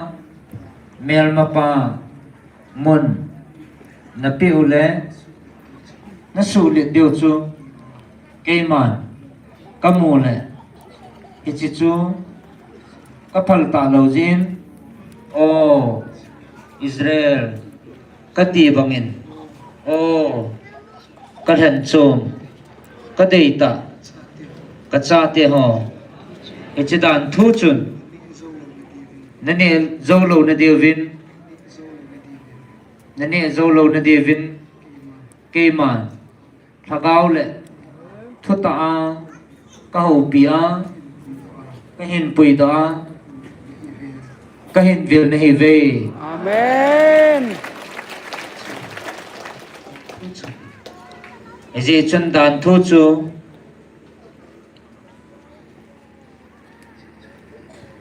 gì chân đàn thu chu cái mà na pao cái mà cái bị hiệp vin hin cái chân đàn thu chun cái mà nil kal na le cái mà sangin cái mà tàu na ding le cái mà chuyện na ding mun zo chun cái chân đàn thu zo chun na koi ta về cái tàu na ding mun na chun na mel ma pau na tàu sa ta về tu nên đàn thu cái thân họ tôi ní đàn thu như na cái thân họ anh ngay pha về đàn thu chú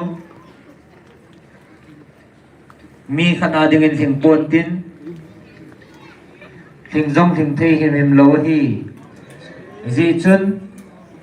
thagao và bấu thu tạ bấu cây mà ama chú cái chuyện tiếng là bộ cái chuyện chú ngày lúc nào lẽ iza kaya bút hình na chú thình do hi bộ về đàn thu chun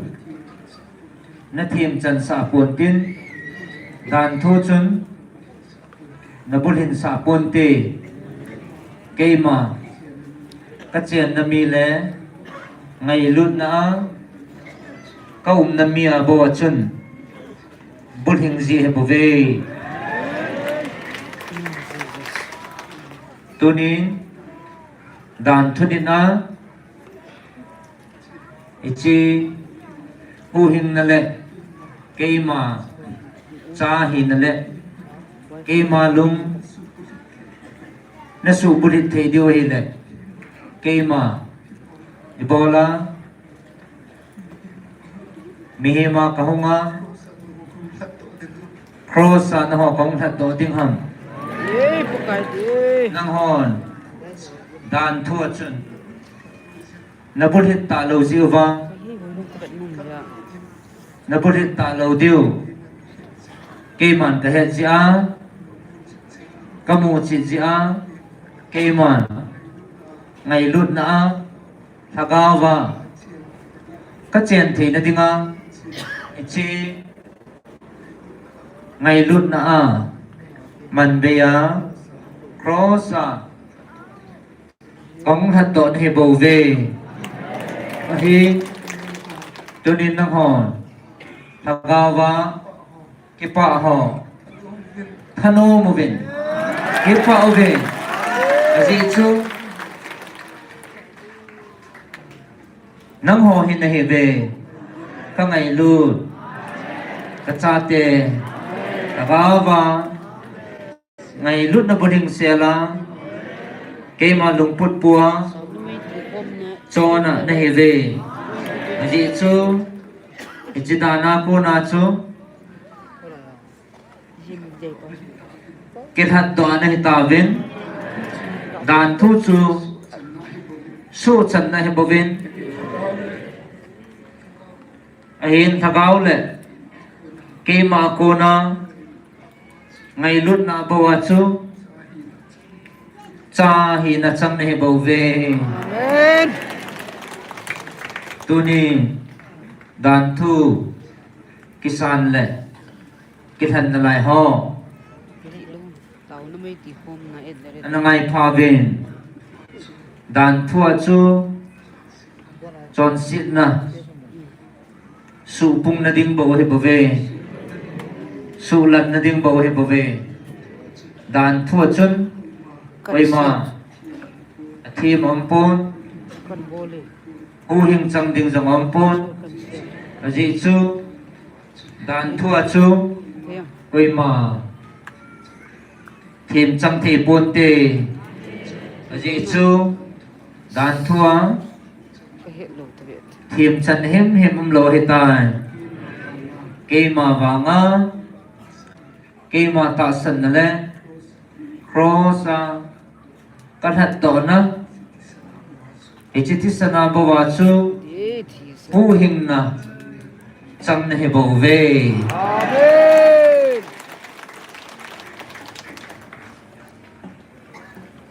ngài viên tu ni chỉ năm ho các hạt cha ho chỉ thu ở dòng hết chuyện là va các kiểu ngồi chinh á các kiểu ngồi chinh ở dòng nóng là lại về khi mà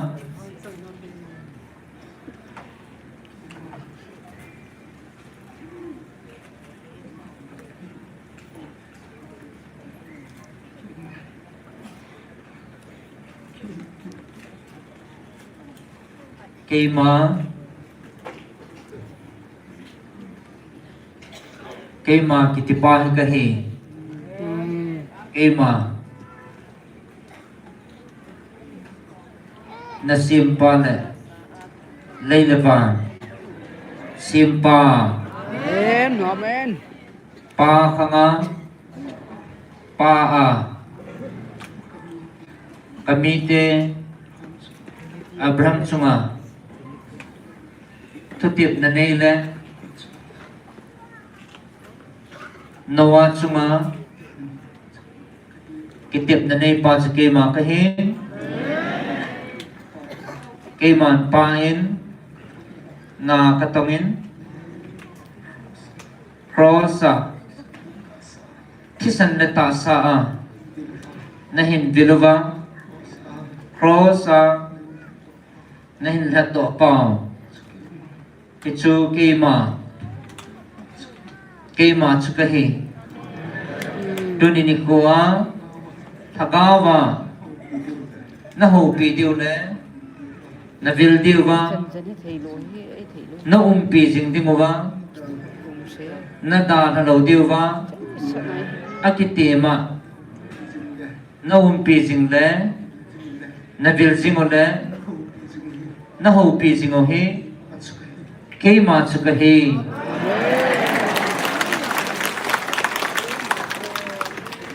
ichi thua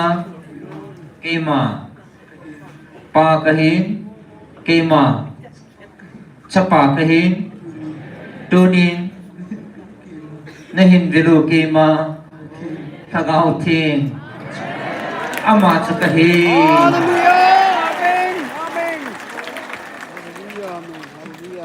ichi Khil đi dan thầy. câu hin tha sa hon ichi hi một chiến nai lo le lungil ta kisan thi nai lo ga Chỉ lại là mà bất thì nó cầm sao. ka kel moi chinga jong na tam na la ya ve chi ho chun iti na pui hoi thei diu hom homo vin ke to ke ho te Gil wa. ke ma to ke ho chamo tin Bất thì ke ma iza kaya na ngai chat chanwa ke man na pina vinge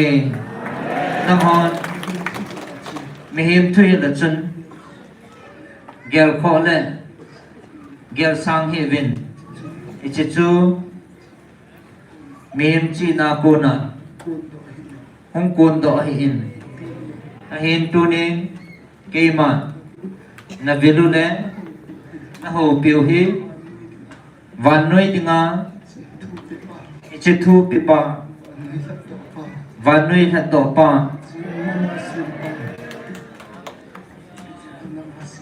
Israel namasim pa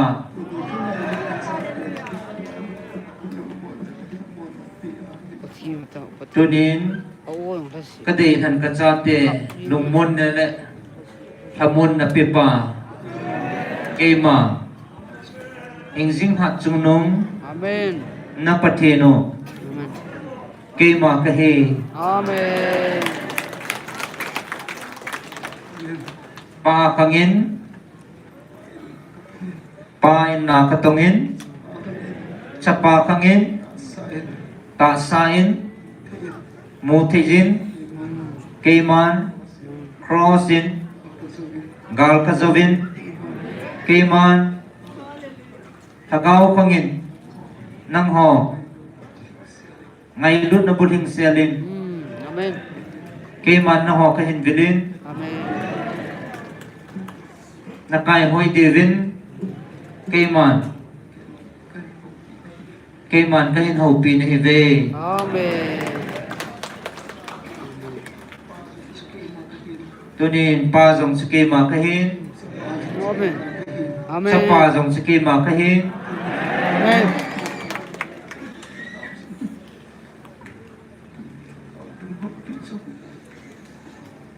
tunin thagawa nang ho piu jong hi keima ka hi ji chun keima thagau ka hin keima khat ka hin Amen. keima kalung tup le keima thil tup le ka thil gon jong khat hi bove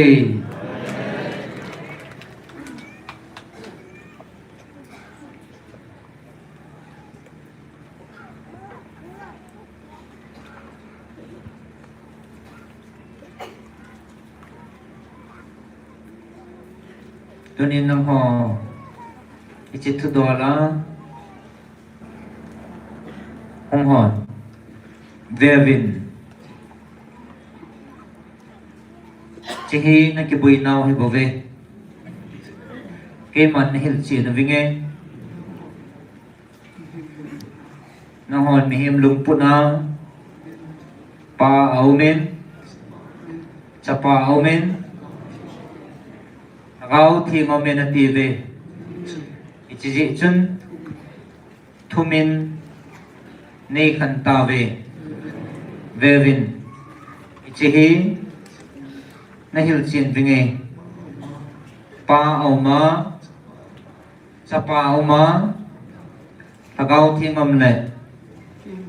kema nilo pi ni tiang le lal to na to ding chu koi pen ham Amen. Amen. pa jong su kema ka hin Amen. Chapa dòng kê mà cái hin Amen. thagao dòng kê mà cái hi Amen. tu ni ichilal to na to ding chu kê mà khát cái hin dị chân kê mà thagao cái hin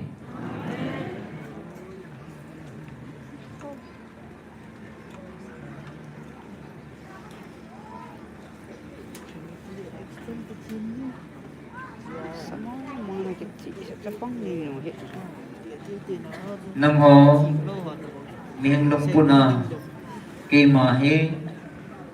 mihim tabangale mihim dinga hi lumpuna le lunggela nangai to ziuvin nei khanwa hin kê mà thakau cái hin kê mà thakau cái hin ichi hi kê mà hi na he bove chỉ achun kê mà ni ko tiang le chapa lagao thing pa kiti tapon tin kê mà lagao thinga vai có học tiếng này tập bầu về Amen. dễ chung cho nên cô tiếng lệ cái là tôn là chú khi mà thagao cái hình thagao và cái lù tiếng hình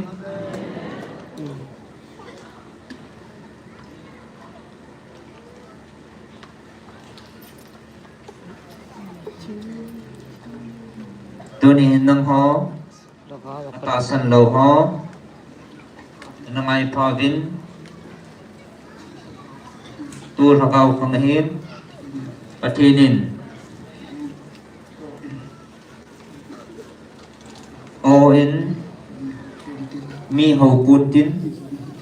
izang hai thei pui zangam pui ai thei pui na tivin keman van noi dia na pan sa na mama wa thua ka ho pina sol cha ko na sim hlau ngai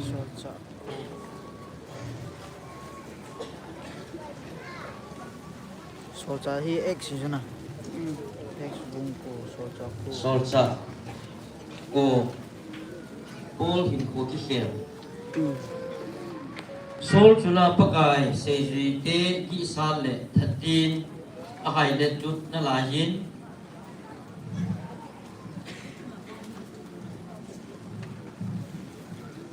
thêm puchung nong hing a chin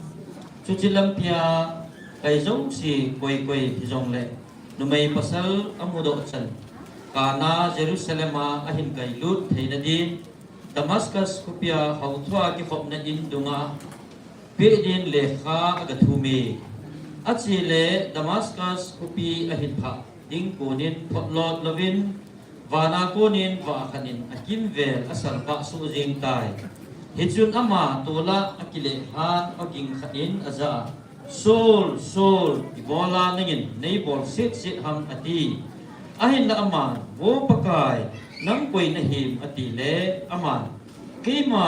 na bol sit jing jesu chu kahi hizong le kipat do in lang kupi sunga kun ludin chuting ipi na boarding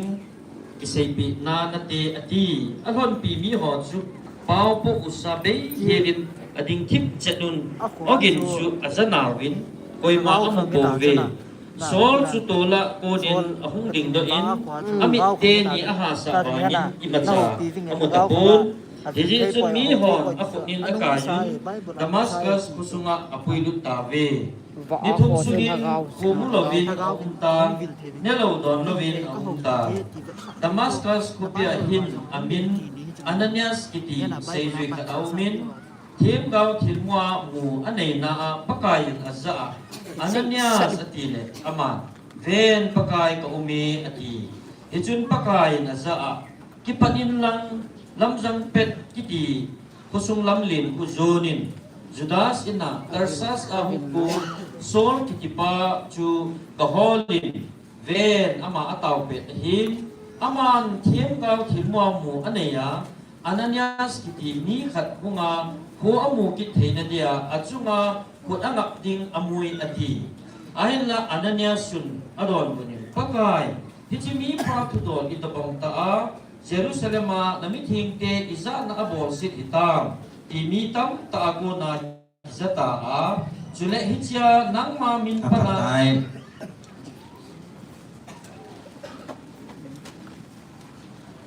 tuan na hon na ngai pavin van noi dia keman kapil ka ho pinathua ichi keman van noi pathat to nunga kema hi o a villova okinga nang ho mihim ta sa za the dinga phùng độ lâu tiếng Anh kia là hòn cái mà tôi nhìn nó họ hết solin có ô dạ tập ngã dạ à cha tiền này ta về gì chú solin ít chỗ dạ in ama dingin hin nè cái mà lùng thấy nó changin ahin ako mami hon jong aza lo diwan ni gyal hon aza nabe ahin bangin lunggil ta abang akisan lo si uvin aza abang vin icho chu asumang tabe ahin ichi aza pa anakola hichi oging pa chun tuni hin ke malung hlei na le van go achan tabanga nang ho zong mi nam hizat la in nang ho nam sung la zong hichi ke ma ngai lut o za a cha te ni ta zivin ke pauvin van mona na chan dio atame Ba lâu. ven Chibu ke ma Chito chibu. pa pangin Si Oh, operation bona kene ya. ka ho pi bangin ke ma tuni Kan hindi mi Nang chong hosong. Sakawa o in ka ho pi e ji chu solin aza chu koi o hon tuni o in ho pi lo hina solin zong ke ma o chu ana zapon te tuni solin aza o chu nang ho tuni ana ho piu hits o mama chu hi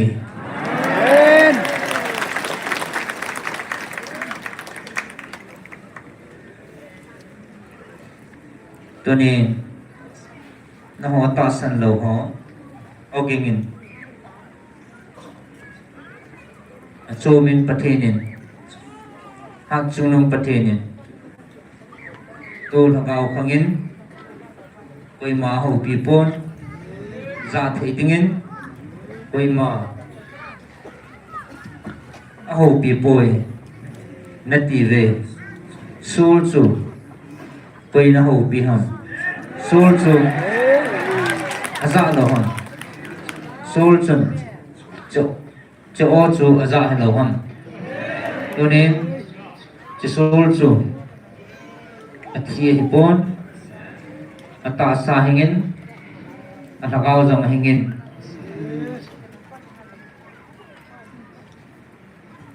ata sa hin nong azang ke ma o ata sa tain zang aza thile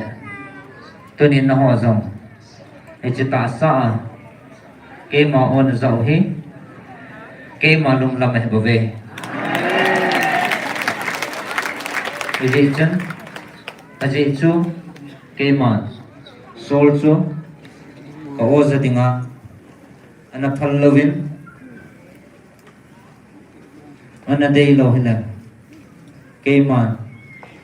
ana ho pung kating na ho riêng rong keman o in kema o hi zapu vinate keman o a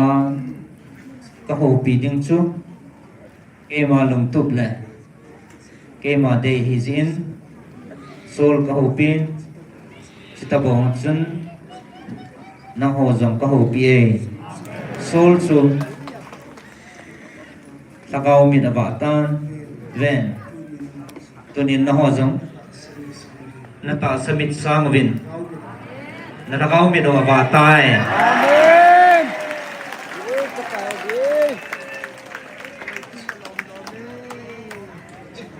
Ichi oa vila o pi dinga chu mi umahin nam zong umahin ji chu sol chu keman kana dei thanin alung tain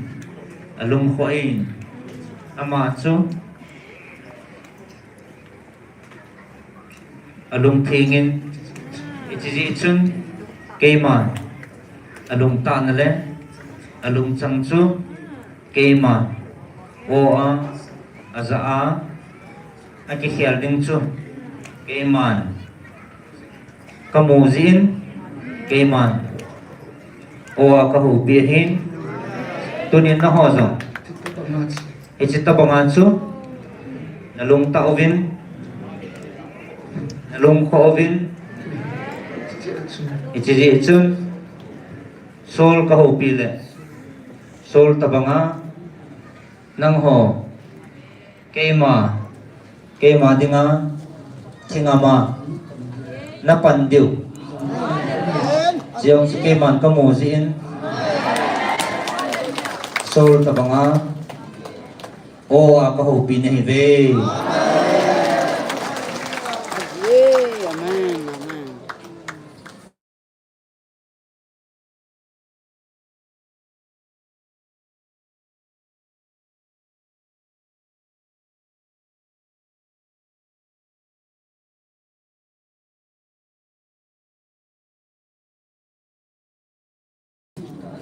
nahi ta si uvin amon zong na ki pa pi ve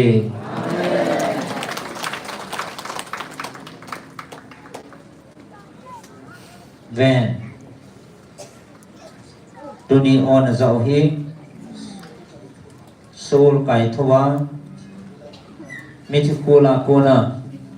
hinna a sol hangao kai tho pa o chu sol hangao kai tho pa o chun na ho zong chi mithikula kona na hangao hi na kai tho hi tai je chun sol ka hu pin ka o za o hing na chan tabangin na ho zong e chi chun na chang ta ve amen ki pa o vin thano mo vin amen hallelujah nang ho hi kanam dei han bầu này bồ viên các ngày luôn cả cha van mỹ tê lệ van tiêu thiên hò na hết biểu các ngày luôn hạt trung nung và thiên cha tiền cho này ta về amen cái bảo về nó cần là nó hò hi cả cha thon buồn tiên amen na mi thi ho hi keman ate na akate a ka khol pi ne ve amen ji chu chi hi leila bana phat thei na ka chan sa ding hi ton nam ho galmi kanei ki divem tin lungkham hiwin ji chu keima kemai topi dinga keman ban til ting Michael ka koi pine tave ji ban til ting hen nanga zimova aman akitip na bangin itsehi nang ho chunga kitim hipon kema hat sungnung na pau kema chunga zo kitim hipove akitip na chehi iti chinam mi te chunga hi oima adaw dingin kipadahan isinam mi te chungahin kisan soding lungput puin kipadahan Amen. Amen. in akitime vevin miham phanai ve echi tasa lungput ho tasa lunggel ho jin sudai hi vin aji chu na belu na pau ke ma hi ki khel ngai lo hing jing hat chung na pathi no ke ma khe bo ve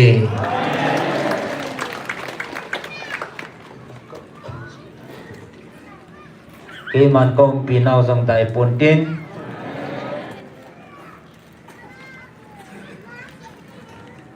karan pi nau jong dai chum de pon tin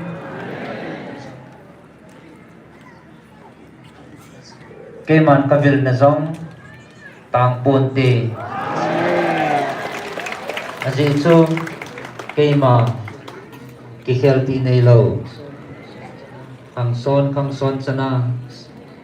khang sang khana akitip na koi jing hei mil lo at sunung na pathi no alpha le omega ke ma ka he bove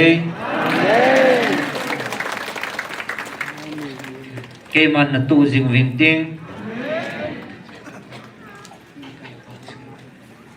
ka khut ban zit lama na kai hoi jing na winge kami Israel te ka hei milpon iti chanin jong hei milpon ka ting iti sangin jong nang ho ngai lut na thagawa ka cha te hi iti a ke man hei milpon ka te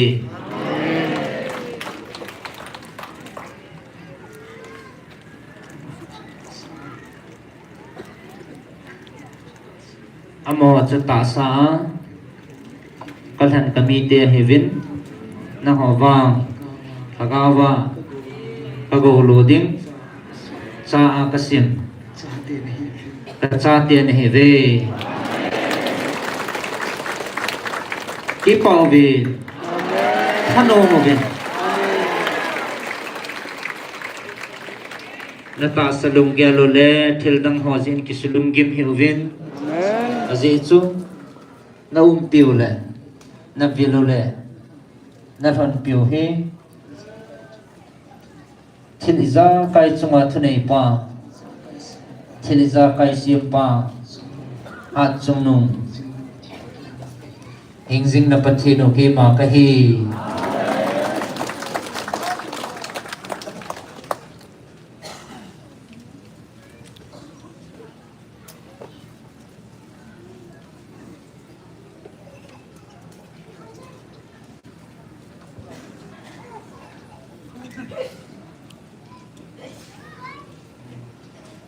o diabol ichan nei do ding ham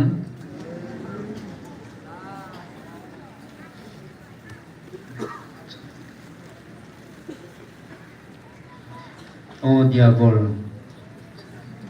ichan nei de ding ham na hin na chuki ma khonam hiloham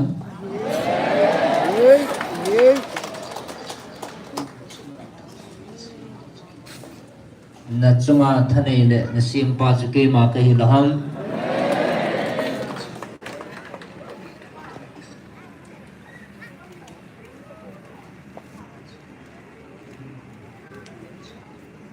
na hin na chu ke man ka choi hi laham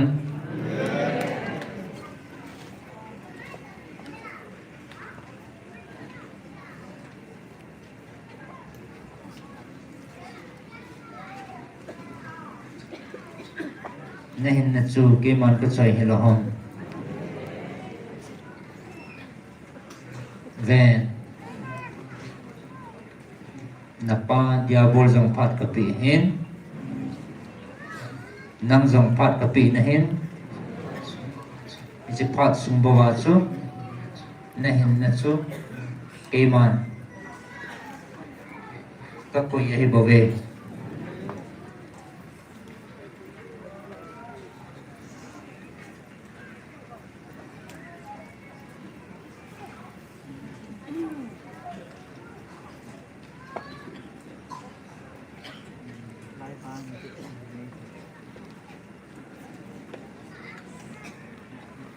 tun vevin na ho na phat the na dio ni ko hong nai tan na phat san na dio ke ako na akawa lol hin na lovin ta sa lol hin na chu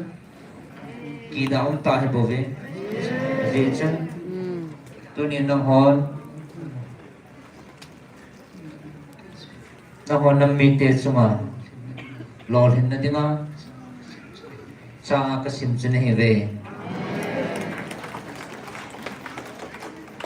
Nakalikilim. Vision kema Israel sum Mipi ka san he pon Abraham wanga kalhan hin tu ni na ho zong kalhan hi na ho ta san ho zal le iman ka ngai lut na o na zau wa ichi wanga hi kalhan no na hi bo ve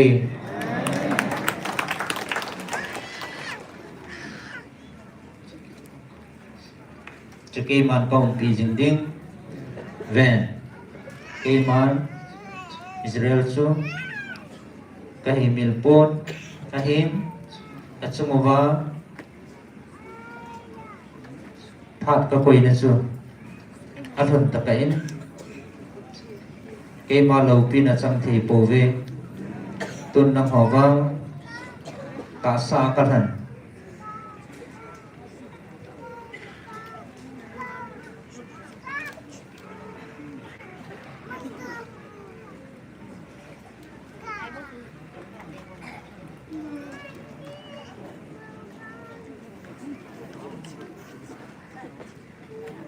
Nevin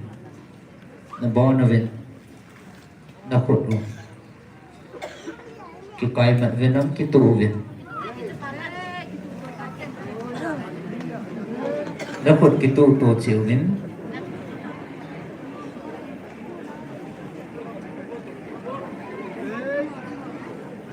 Bistro. echihi vanai medam te azauwa athang sit hil the na dio thu hi amen je chu tu nin nang ho hi ta sa kalan kami Israel te chuma pavai ho pi ding mi ka cha te chu nei ta ve Amen! Praise the Lord! Hallelujah! Kumsang ni. je chun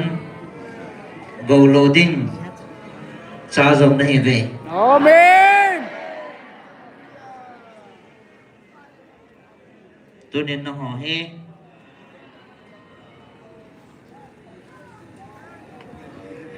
na lin vin Amen! Kay mamit mo din. Naniyaw po we. Israel so. Tasa kalhanahin. Tagawa kalhan katsati ng ho. Kay man kasaysahin. Amen. Nang ho nalulzovin. Amen. Kay mavet din. Nalinzove. Amen.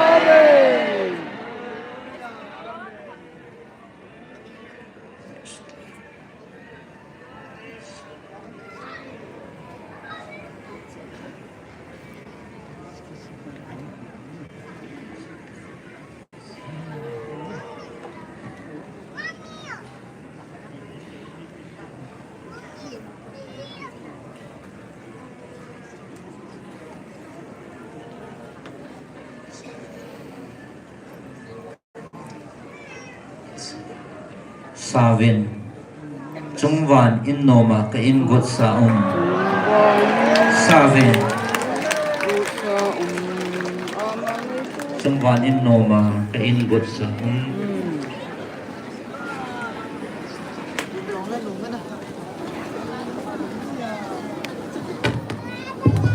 Valente. Valente. Sumang gano'n ka-ingot sa.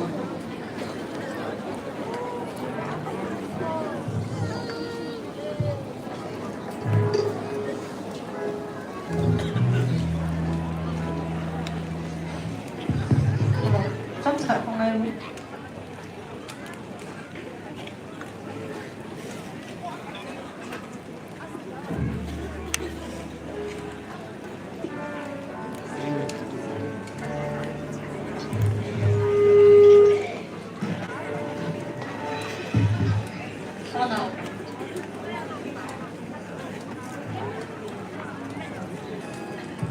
Savin. Sumang gano'n ka-ingot sa.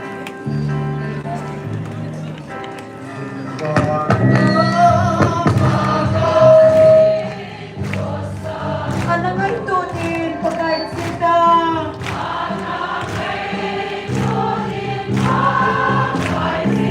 Hadang na, kamyo matun. Hadang sa luksit ito.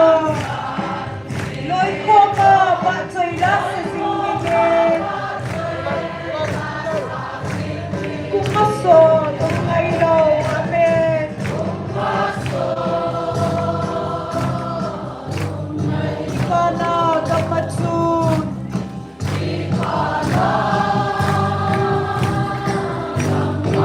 Gmfdi umdalaw.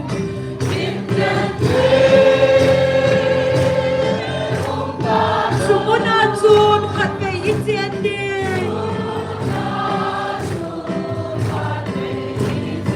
Kay dingin handang puhong kita.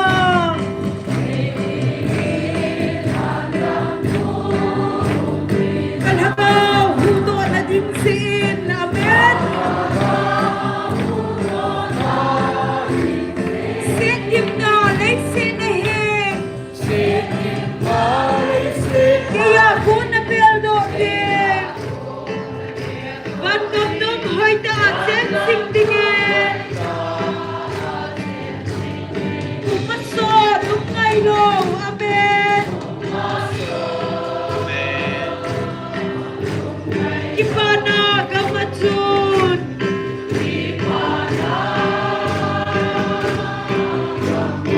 Gmfdi umdalaw.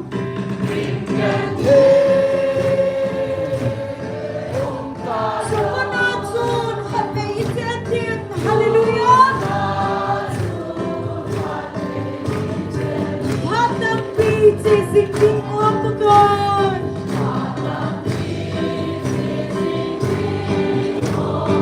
Kay man ay kong singadi kahe.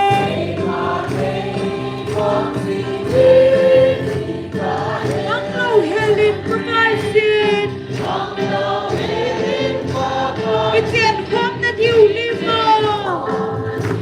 Benong na daong nausap na lenta. Amen. Kumasot ang ngayon.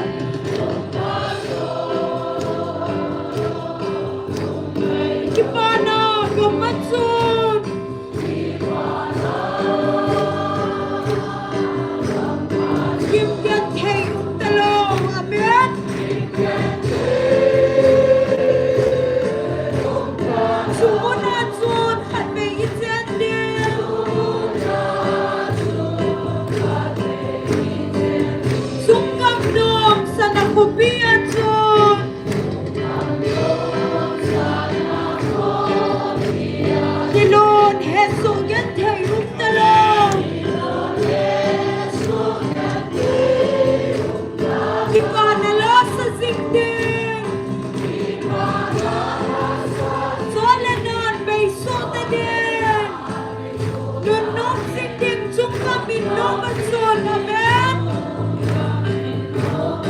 Sumasod umaylo.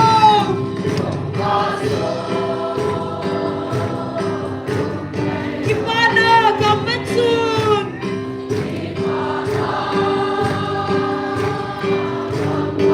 Gmfdi umtalaw. Amen.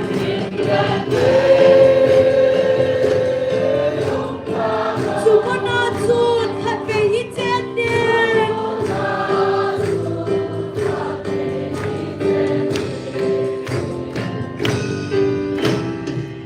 Hallelujah. Amen.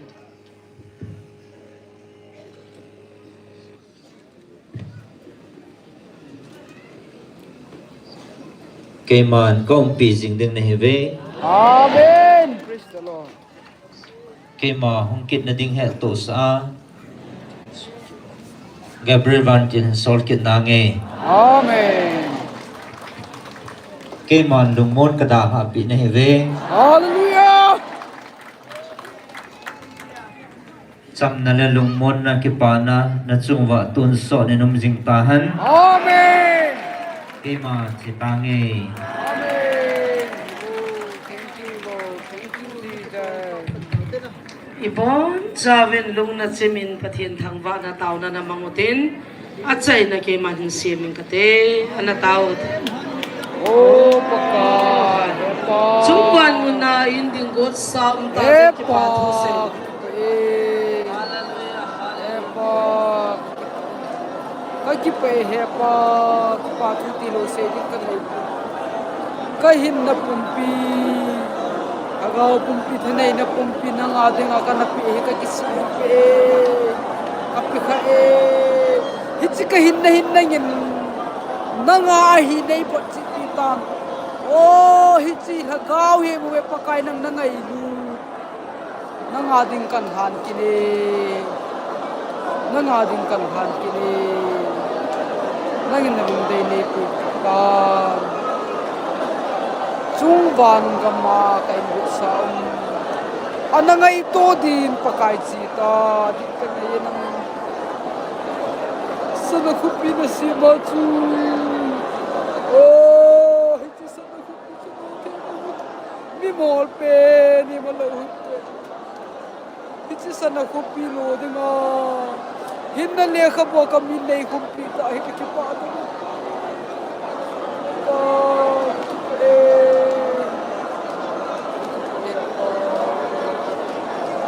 Kaki pa hepa. Lim la mer ka nei lai se hai na hu nei pi lai se kun so na dinga mun thiang na lani chi hilai mun a hin ka phat nei sun le ka tha nei sun le ka in ku pum pi hi Nazareth Jesu minin ka hin ka kine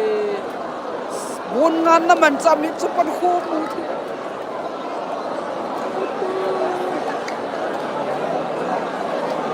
Sanganong naman kayong may batid.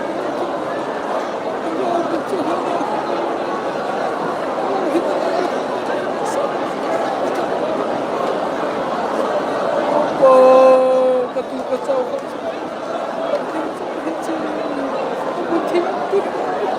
Hello, David. Hinggon sa lakon taso.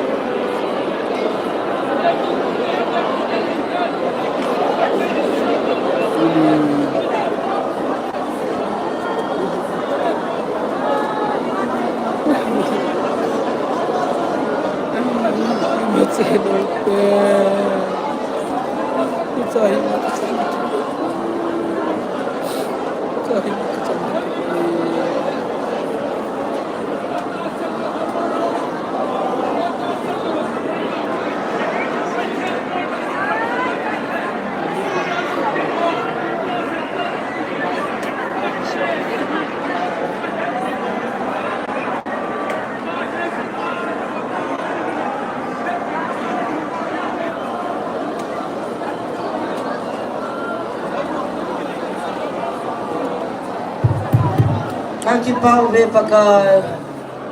tuni kapano panapatu sanay payuwa nalung sino ne manay hopi na usang kahinngay tawa pano kahinsay ta zeben hallelujah ng katangwa be kahung kipan namun cikan lamu kalhun takawin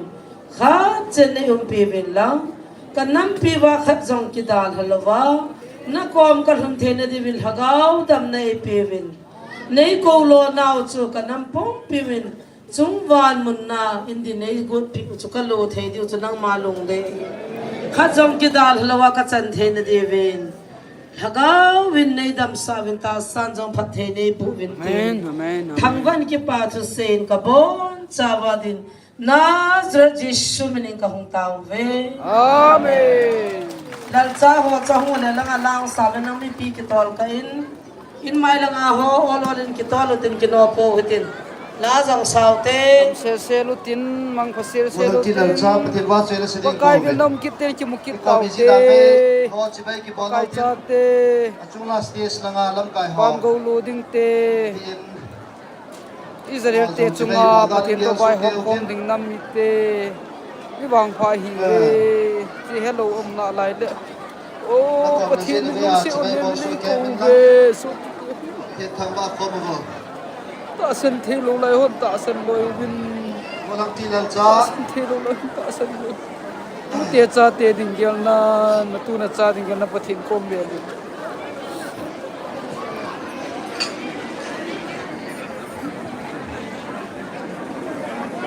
on sabin. Dam selin mun sel mo tin. Patin alung hay na pen amay ba sa iba atupi ni na wahi. Tunin natang naman ng natang 80 povin tao zil dina 80 na alay uhit ang hanin Sunday ni kulen pung som na nila kipanin ni ko nga hi pung som na khat na kipana pung khat chan chan tao na kinayzin ahi hen ang hanin ni ko nga zong bon sabi hong siute patien tupi hi patien lung hay na hi hong siute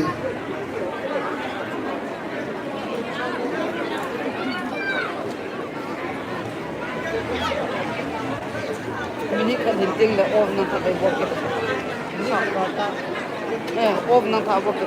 sa nga ni asaw ba rong le na mini ka dan sa check solo leva sa tawa mo patch o ko kan na chu ha video sa kide ne tolo na lan na ti chu he ti kan na tolo na lan na ti chu na apa na se kala thot pe ro ji a dei kin pala kan tolo le ne yes ka ram wifi na ko hem ina wifi ya chu ne ke recharge lo ta chu wifi para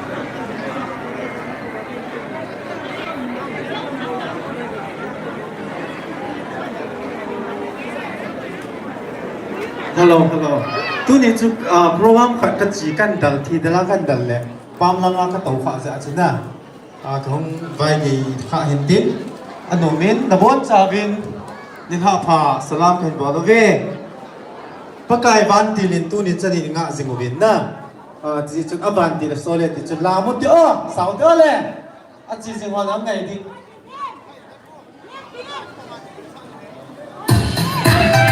Hey, la mo ti o le.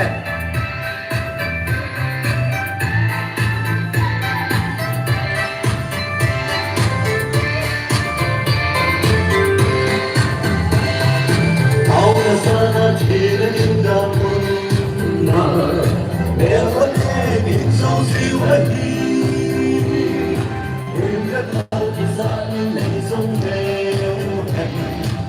kênh Ghiền Mì Gõ để không bỏ lỡ những video hấp dẫn